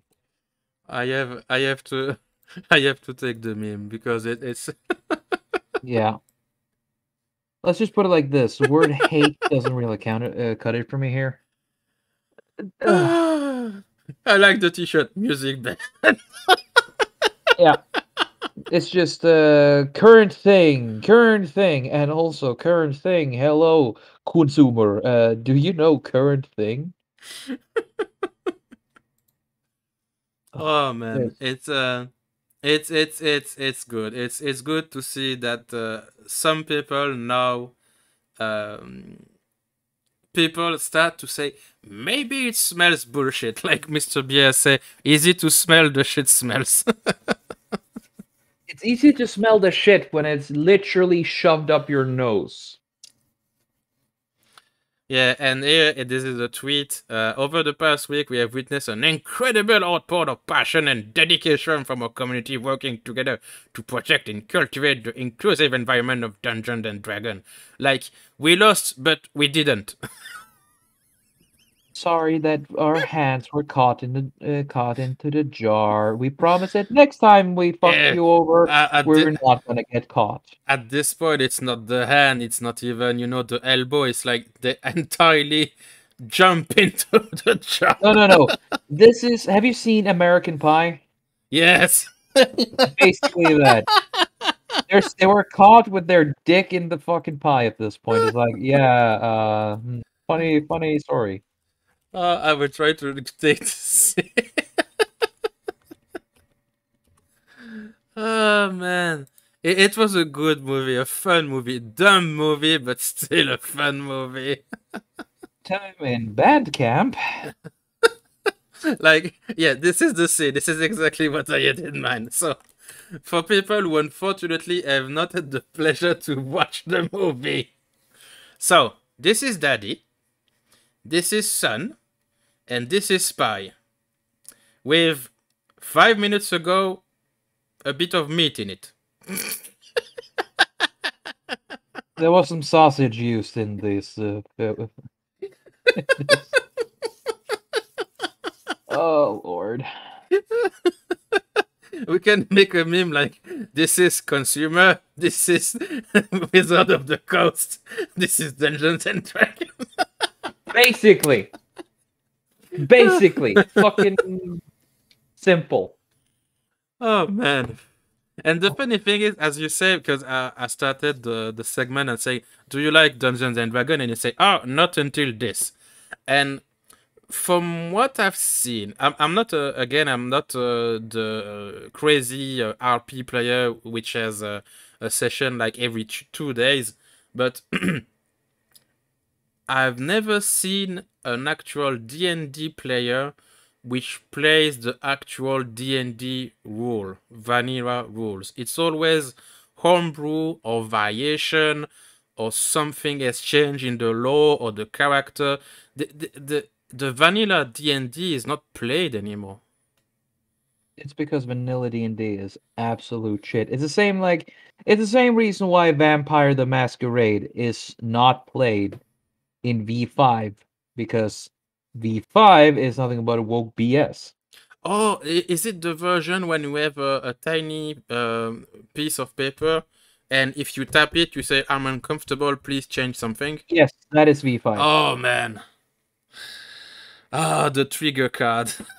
Oh, yeah. And here's a fun fact. You have this vampire clan called the Bruja. They're the revolutionary, the anarchist, the tanky communist. They're just basically revolting because it's the one thing they know how to do, and they cannot.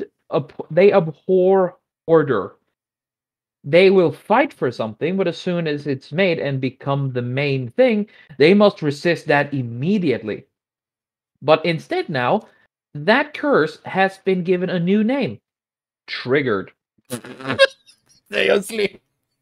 I am not fucking kidding. Oh, I knew I chose correctly in Vampire the Masquerade when I said I like the Nosferatu clan. The Nosferatu are one of the few who hasn't been completely ass raped by White Wolf, but setting It's are fucking cool. complicated to make them inclusive.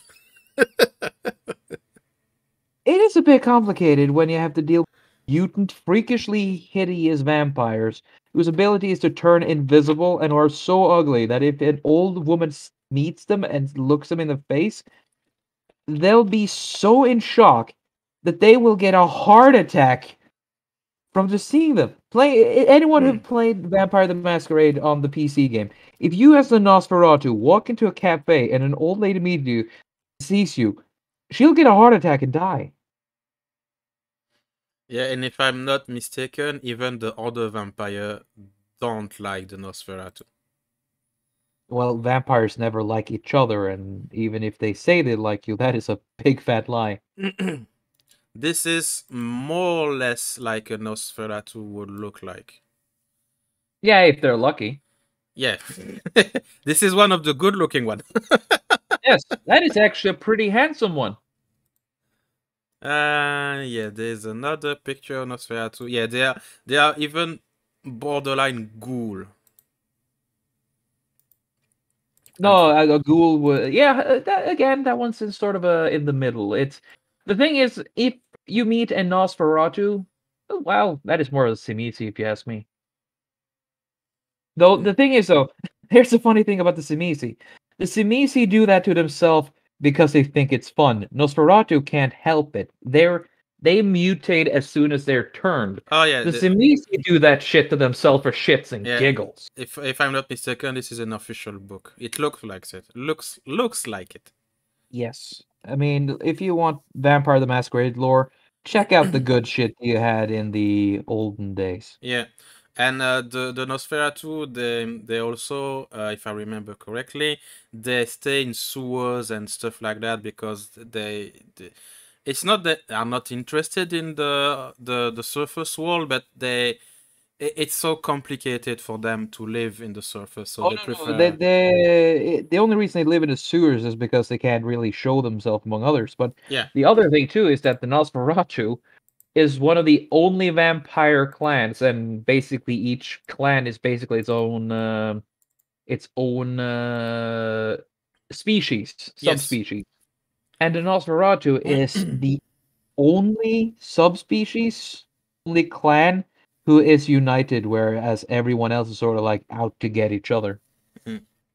And also in the lore, I've seen that one Nosferatu like conquer all Russia at some point, something like that. So, that was Baba Yaga. Yeah. And, she didn't conquer all of Russia. She already owned all of Russia, and then the Bruja came in, instated communism. She woke up and was like, yeah, I'm gonna have a talk. I need to have talk with these people, and then she ate them.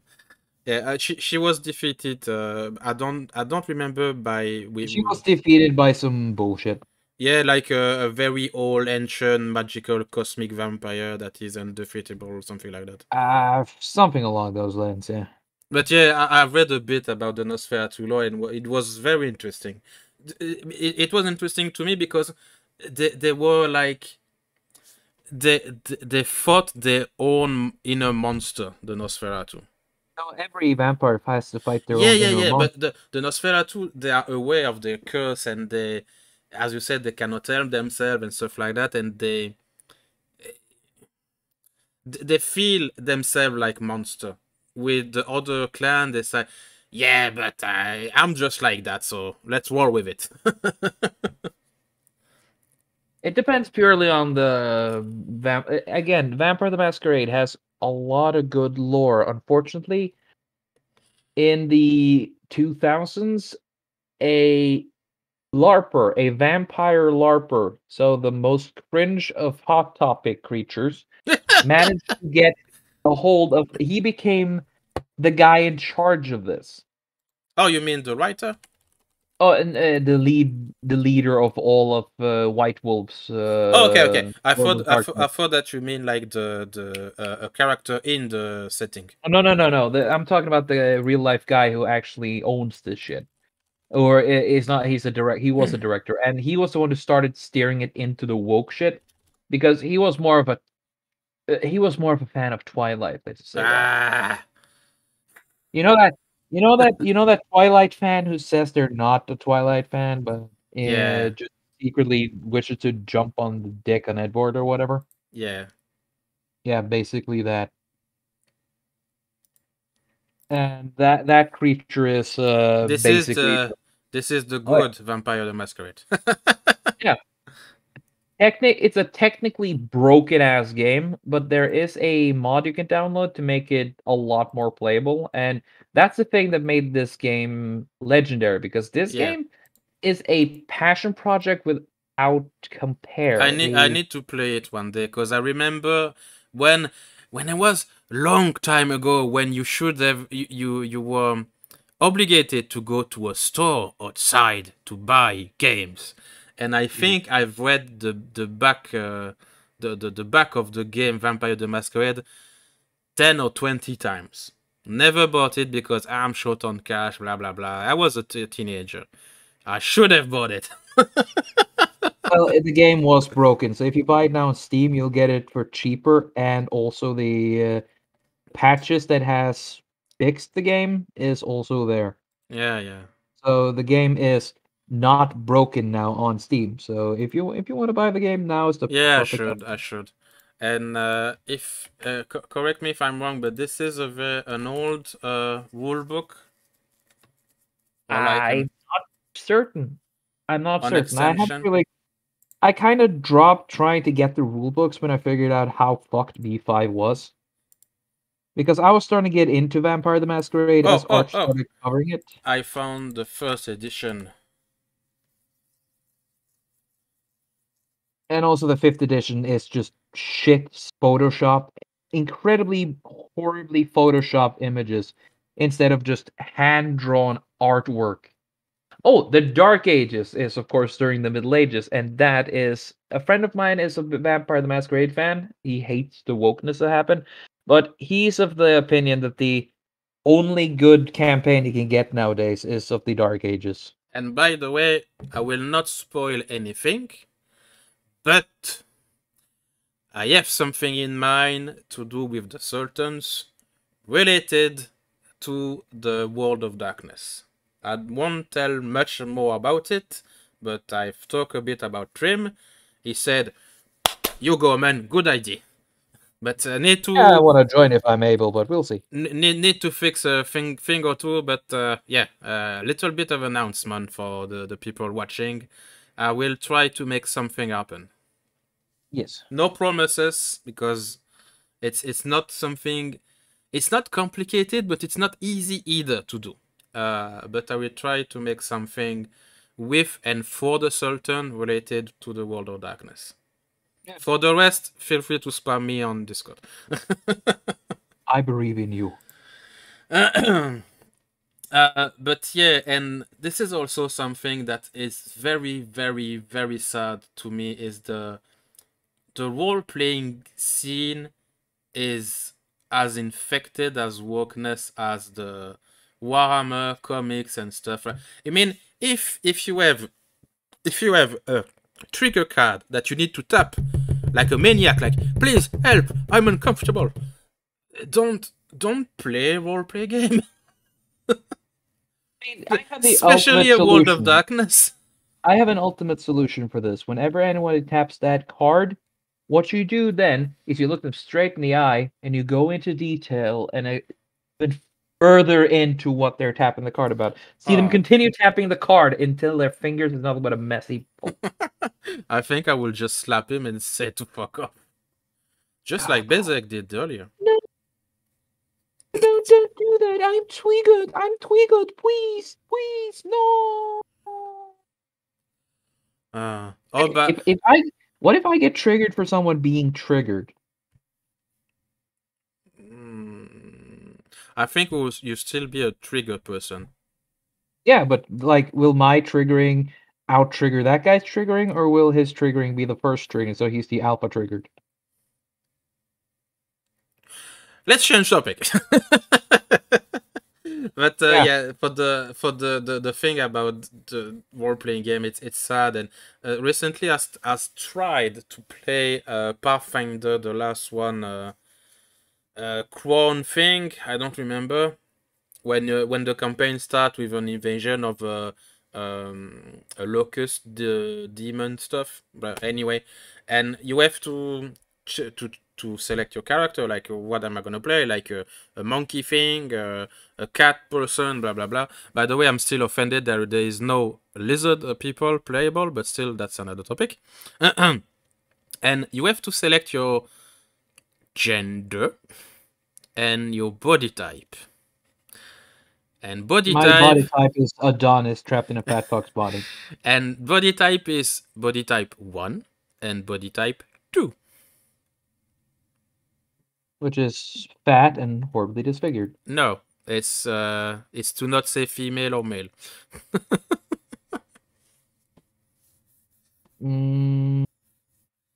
No, I'm gonna make it a part that my body type is. I'm not even surprised anymore to see that because it's not the first time, but yeah, it's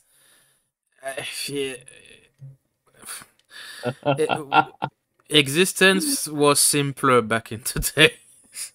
You don't fucking say, bro. You don't fucking say. We still have time for the last topic, and this is the part when you are supposed to scream loudly. And I won't have many stuff to say about it because you are the one more knowledgeable at this particular topic. And I think that earlier, as soon as you will see the title, you will start to lose your shit. So it will be, I think, 5 glorious last minute. Please. Can I shoot myself instead? No, please, Trim. Explain. No. See. No. Oh, fuck. No. I speak French. Please explain. No. Yes. You can't make me. Chat, please. Bully Trim. Yeah. You know how... oh, God. You know how in a video game, when you make a important plot point about something, right? No. Like... No, there is nothing... There is not such a thing like a sacred or rule or canon or important plot point. Oh, gee. Wow. Silly me. I forgot that part because turns out when you make an entire world with a universe, its own fucking universe with its own rules, you probably, maybe, kind of should not. There is a brick of methamphetamine said, "I will throw away a tin of herring each time you say no." God damn it. Whatever. Fuck it. Okay, I have several issues with this series, but my main issue is that they decided to remove the spores in the Last of Us TV show. And just like that, ladies and gentlemen, it stopped being The Last of Us. Because the spores of the mutated cordyceps is what drives the entire goddamn game. Without the mutated cordyceps, there is no Last of Us. So I will show a picture because again, if I say please talk and be angry and stuff, it's also because I've watched a bit of gameplay of Last of Us, but I don't know the actual lore. I know. It's but just this is what the zombie. They are not actual zombie. They're not zombies as that they're undead, but they are as close to zombie as you can get. Yeah, and this is a clicker. It's almost an orc, to be honest, because it's a giant mutated mushroom. Yeah, but the orcs scream at you and then pick up a brick and that magically starts shooting you. Yeah, but if I'm correct, the thing is these things, they are dangerous in of itself, of course, and naturally. But the most dangerous thing is their spore. Just by living, existing, they spread millions and millions and millions and millions of tiny little spore. If you are touched with only one of them, you transform into them. Correct? You can be touched by them. However, if they get under your skin, you are fucked 15 ways from Friday. Like, and that's for example, breathing. Yes. That's why everybody wears a gas mask whenever they see a dust cloud or anything that could be construed with cordyceps spores. Because if if the spores, and you can get it on your skin as long as you're not particularly moist or you don't have an open wound. However, if you end up having the spores come into your mouth, into your nose, or in your eyes, the spores will start to sprout, turning a normal person into a psychotic fungal infection that goes around in a daze trying to find help in desperation. But the brain is halfway cut out, so the brain starts acting out that, oh yeah, so you want to actually murder this guy and beat him to death savagely with your hands? Okay, we can do that instead. While the person inside the head is sort of like a horrible version of cerebral palsy. Yeah, and I found sorry to interrupt, but this is No, it's all right. I will show exactly what it's about. So this is The Last of Us 1, the good game. Not the second game. one. Yeah, this not the only game. we will watch together. It's how many time?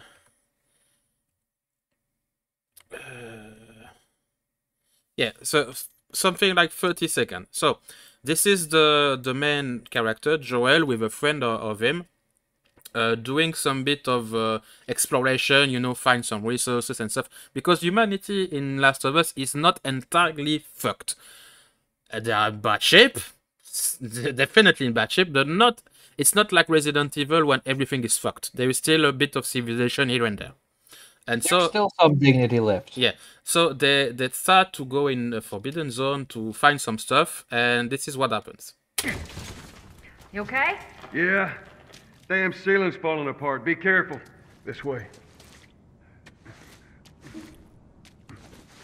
Easy. Notice the gas mask. Watch it, watch it. Help me. My mask broke. Don't leave me to turn. Please. What do you want to do? Shoot him. Here. Rule explain. Universe, setting, motivation, danger, intrigue, everything. Yeah. It is essentially what you have to do, because imagine a zombie virus, only it's airborne. Yeah. And yeah. Again, sorry to smack on the point again and again and again, but see the timer. 34 minutes in the game. Like the first second, it's the beginning. It's the setting, it's the credit, the developer, the intro cinematic, even the main menu. It's the start of the game. You cannot. Talk about it in the morning. Yeah, we stop. This is spoiler. But yeah, this is the setting. This is the setting, and again, as Stream explained, and sorry to cut you, but I thought that this particular scene, the first time you encounter the zombie spore thing and the guy with the mask broke and everything, it's a strong scene, and I'm a writer. This triggers me so much. What do you think it feels to be a fan of the show, of this series, of this game? And chat, please tell me, do you understand what I try to explain with this scene, please? Oh man. And yes, Callum, 30 minutes in the game, it's like 10 seconds in an episode of a TV show, because the game, I think, lasts for like 30 hours, 50 hours. It's quite a long game if you took your time. It is. But the thing is, though, it's made with a certain sense of passion that the creatures who make this show never knew. Also, sorry to monologue and interrupt, but yeah. It's alright. What is alright is that you're doing this because you love this kind of thing. However, these people don't know what that is. They don't know what love is. They don't know what passion is. They're just a bunch of wannabes who hope to steal. Hope to take the glory of other people and make it their own. And to your knowledge, since you are a fan of the game and the universe and stuff, if you remove the spore and, for example, the scene I just showed, what's the point? What could happen? And what to try to be good and say, it's okay, maybe they will do something good. What should they do to make the TV show of Last of Us good without the spore, without the mask? Call it something other than Last of Us. Okay. Because The Last of Us, its core, while of course it's a story about Joel and his coping with losing something important and then finding a surrogate in Ellie, is of course the main driving force of the story. The plot, the world, everything there is driven by the fact that there are cordyceps. There's a mutated strand of cordyceps that now affects humans, that now turn people into homicidal monsters. And you can't have a Last of Us series without the cordyceps. It's just not possible. And if anyone says so, then they don't even know what the fuck the series is about. Like a certain dumbass who from the fucking first DLC of The Last of Us managed to push out the woman who wrote the show, who did a really damn good job, and instead started to be like, oh yeah, these two underage girls are totally lesbian. You mean the one when they are like at a dance party and they kiss and this Oh thing? no, this isn't the first game. Okay. The guy who I'm talking about has been a Wookiee since day one. Okay. Oh yeah. And I he's may have always mixed things up then. Sorry. It's alright. It ain't your fault. Yeah, of course.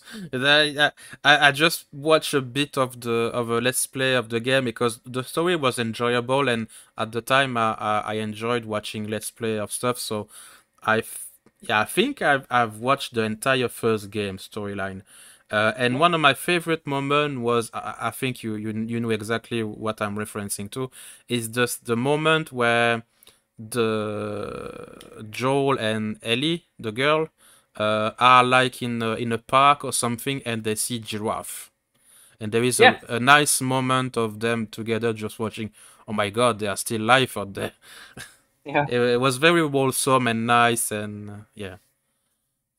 Yeah, it was a magical moment because she hadn't really seen much of the creatures in the world before, and suddenly a fucking giraffe pops out of nowhere. It's like, oh, hey, what is this? Like, oh, I know these things. Even he has a moment where it's like, oh, I wasn't aware of that. There's still magic in the world. Sorry, Trim. Are you aware of this part? Yeah, of course it does. Because violence is bad. You were aware? Are you English? Were you aware of that or not? Because I'm just discovering it. I was not, but I'm not surprised. I mean, you remove the masks because the actors are pissy because, oh no, now I can't show my face because I'm so fucking insecure in my own acting ability. How can you scale back violence in a setting with zombie? Like, the main purpose of a zombie thing is to smack the zombie, to survive. Maybe. I don't know. In many ways, it's sort of a show about showing the brutality necessary to survive, and Last of Us is definitely one of those. Yeah, because games. one of the way to survive in the Last of Us video game is to stick scissors in everything.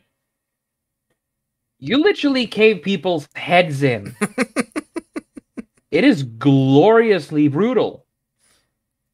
And yeah, it's and also the characters there is like one of the actresses now has, Miss there's this one chick who has a face that is 2 times too small for her own head.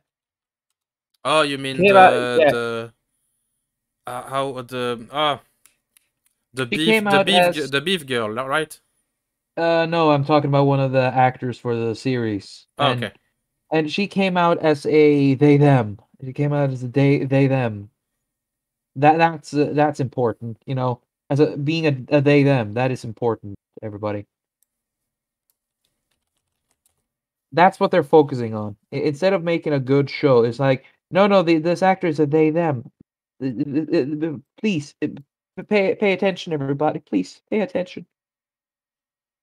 We're desperate.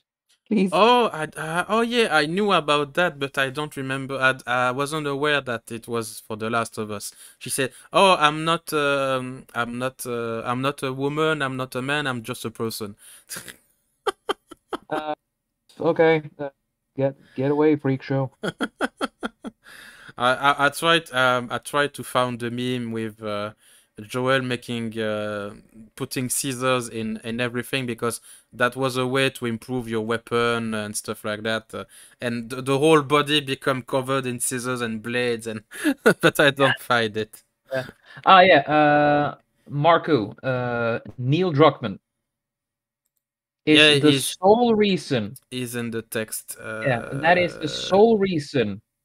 Yeah. Why The Last of Us has failed. And he is also big part of the reason why the TV show will fail. The question about this series now is it gonna be good or bad? Is it gonna be a She-Hulk or a Rings of Power or a Velma? I will read this part, man. In an interview with Game Raider, Neil Druckmann explained, "We need a certain amount of action or violence in the game that we could use for mechanics, so you could connect with Joel to get into a flow state. Then you would really feel like you connected with this on-screen avatar and you seeing the world through his eyes." Okay, weird, but okay. But that doesn't exist in a passive medium. Why? How? No. One of the things that I love hearing from co-creator Craig stuff and HBO very on was, let's take out all of the violence except for the very essential. That allow the violence to have even more impact that in the game, because when you hold to showing the threat, then you see people's reaction to a threat. That makes it scarier. Not necessarily. And when we do reveal the infected and the clickers, you get to see what brought down humanity and why everyone is so scared. Yes, without the spore. Without the spore, you just nuke the bastards. Problem solved. You can eat. The thing about zombies is they aren't really much of a threat anymore. You need to have a infection way that is fast enough to be a threat, but also have a huge scale threat. And to me, the two best ways of having an infected / zombie, 28 days later, because that infection is so ridiculously fast acting. Oh, it's a fire. 20 days later is the one with the crow that drop blood in the eye. Basically, it's that one. It was scary, and the music of this movie. Mwah! In a house in a heartbeat. It's a perfect fucking infection movie. But the point is, I have goosebumps. It is magical. There's a reason why so many other people adapted it later. But it is one of the two perfect ways to make a zombie dangerous. The second one is the Last of Us way, where the infection where an entire scale of infection again comes into be a threat, not a overpowering one, but having spore clouds that are localized but still can get in a large stage. Now that is a hell of a threat, because these things come in, they infect people, suddenly you got zombies. Unless you're really damn prepared. You are not even entirely aware that you are infected, by the way. That's even scarier. Oh, you are aware, because the spore is fast acting and your body tries to neutralize it. However, the reason why you become a crazy infected is because your body tries to fight the infection, and then you get to the clicker stage later, and then everybody's dead. If I show this picture, do you recognize where it's from? That is Dawn of the Dead, the remake, and I actually like that movie. But that movie decided to do a remake of Dawn of the Dead where the zombies are fast because of 28 Days Later's success. And the fun fact is, 28 Days Later, hands down, saved the entirety of the zombie genre. This scene still haunts me. It's fucking scary when he ended up just smearing blood everywhere because he was already gone there. Yeah, but that's also because well, if you didn't watch the movie, sorry for the bit spoiler, but it's not a major spoiler. It's a spoiler, but not major one. It's that there is many interaction with the character to the sign, and then they try to help him. We know that guy's voice, but the people who watched his movies before, we know his voice. But the thing is, this is a guy who communicates by signs, and that was his character. He didn't say a damn thing, but he was one of the most liked characters in the entire movie. And this is why the blood sign is still when you see the dog and the hatch not closing properly, you say, oh fuck. Yeah. And the ending of the movie, I will not spoil it, but if you watch the entire credit, oh man. And I'm sure you know where I'm going, Trim. Yeah, I know. Oh, this. But that movie actually, Days of the Dawn of the Dead, the remake, it started a trend where everybody's, with the bad ending. Yeah. Even 28 weeks later ended up doing the same thing there because hey, it's more fancy. Yeah, and this movie, the Dawn of the Dead, this one was from 2004. 20 years ago, man. That's a long time. But and it's still better than what we get nowadays. Yeah, and but the point was, for the infection and the lack of spore in Last of Us is you need to make the zombie threatening. You need I partially agree with the part they say if you tone down the violence, the part where there is actual violence is more impactful. Okay. But you need to make the threat actually a threat. That's the problem with, so many fantasy stuff where, everyone has superpowers and can destroy the world just like that. You flick on finger. Yeah, but what's the stake then? What's the point? What's the danger? Like, you cannot fight. If everyone is superhero, no one is. The thing about when you make a zombie movie is to make them a threat without making them an impossible threat. And The Last of Us did a really good job there with the spores and the fact that it's a cordyceps.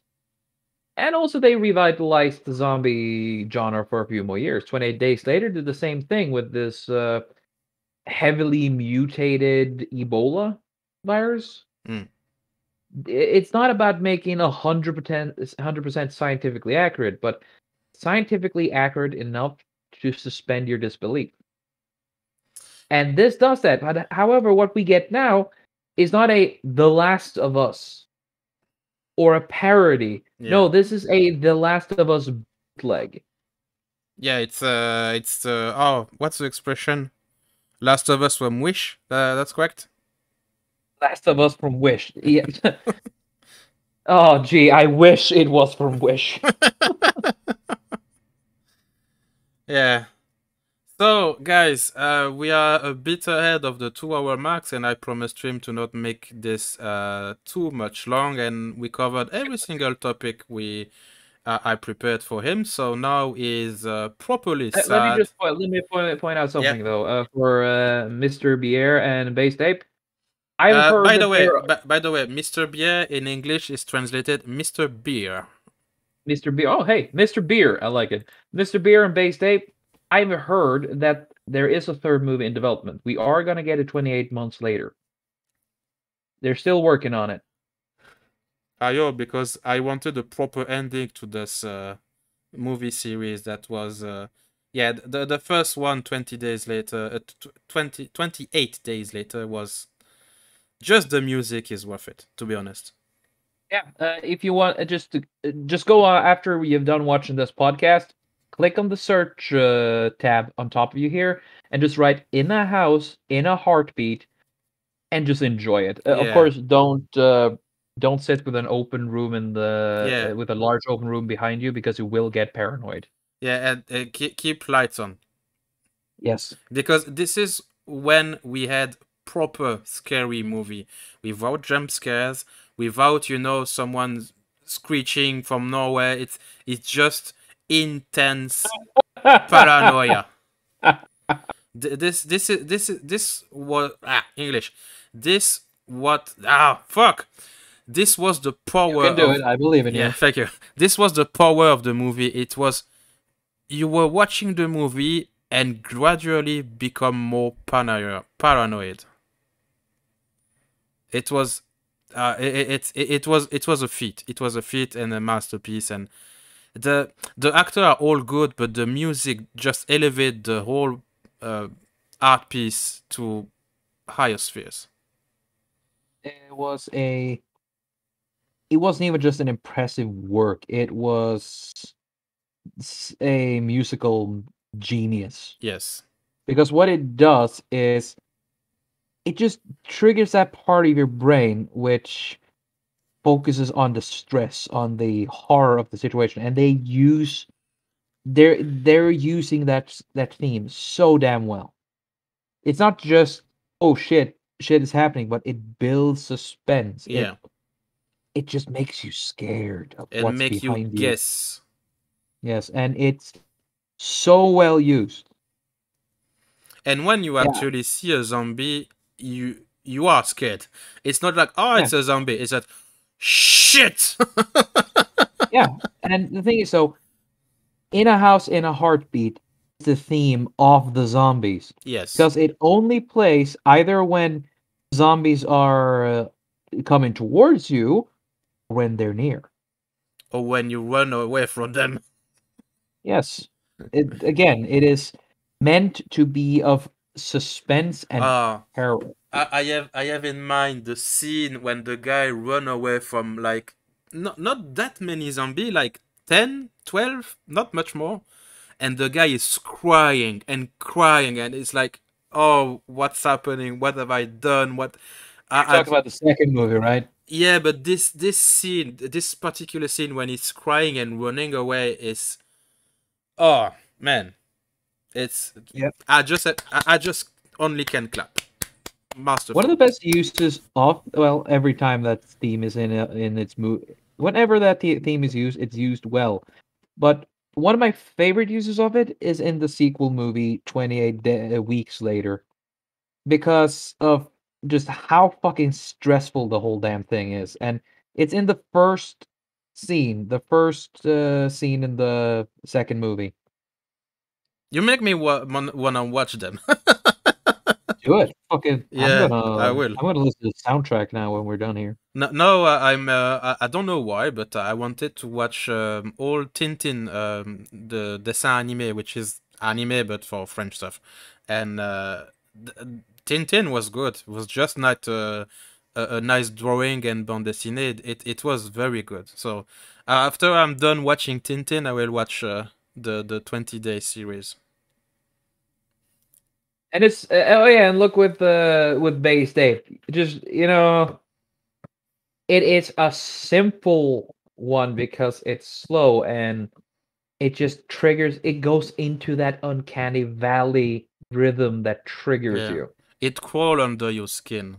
Yes, and by God, it's fucking beautiful. And this is what art is supposed to be, transcending. Yes. It's supposed to get under your skin. It's supposed to scare you. Art is supposed to make you feel stuff, not being angry at the stuff. Yeah. And on that note, I think we will end the stream. And maybe next time we will have nice news to cover, because this one was a hairy ball of fuck you. You don't say. So thank you everyone for coming with us today. Thank you chat, and thank you my dear friend Trim, because you are a nice guest to have. You don't have life to me. It's all right. I know I'm an asshole. Next time I will ask to the Australian to come. Yes. Have a nice one.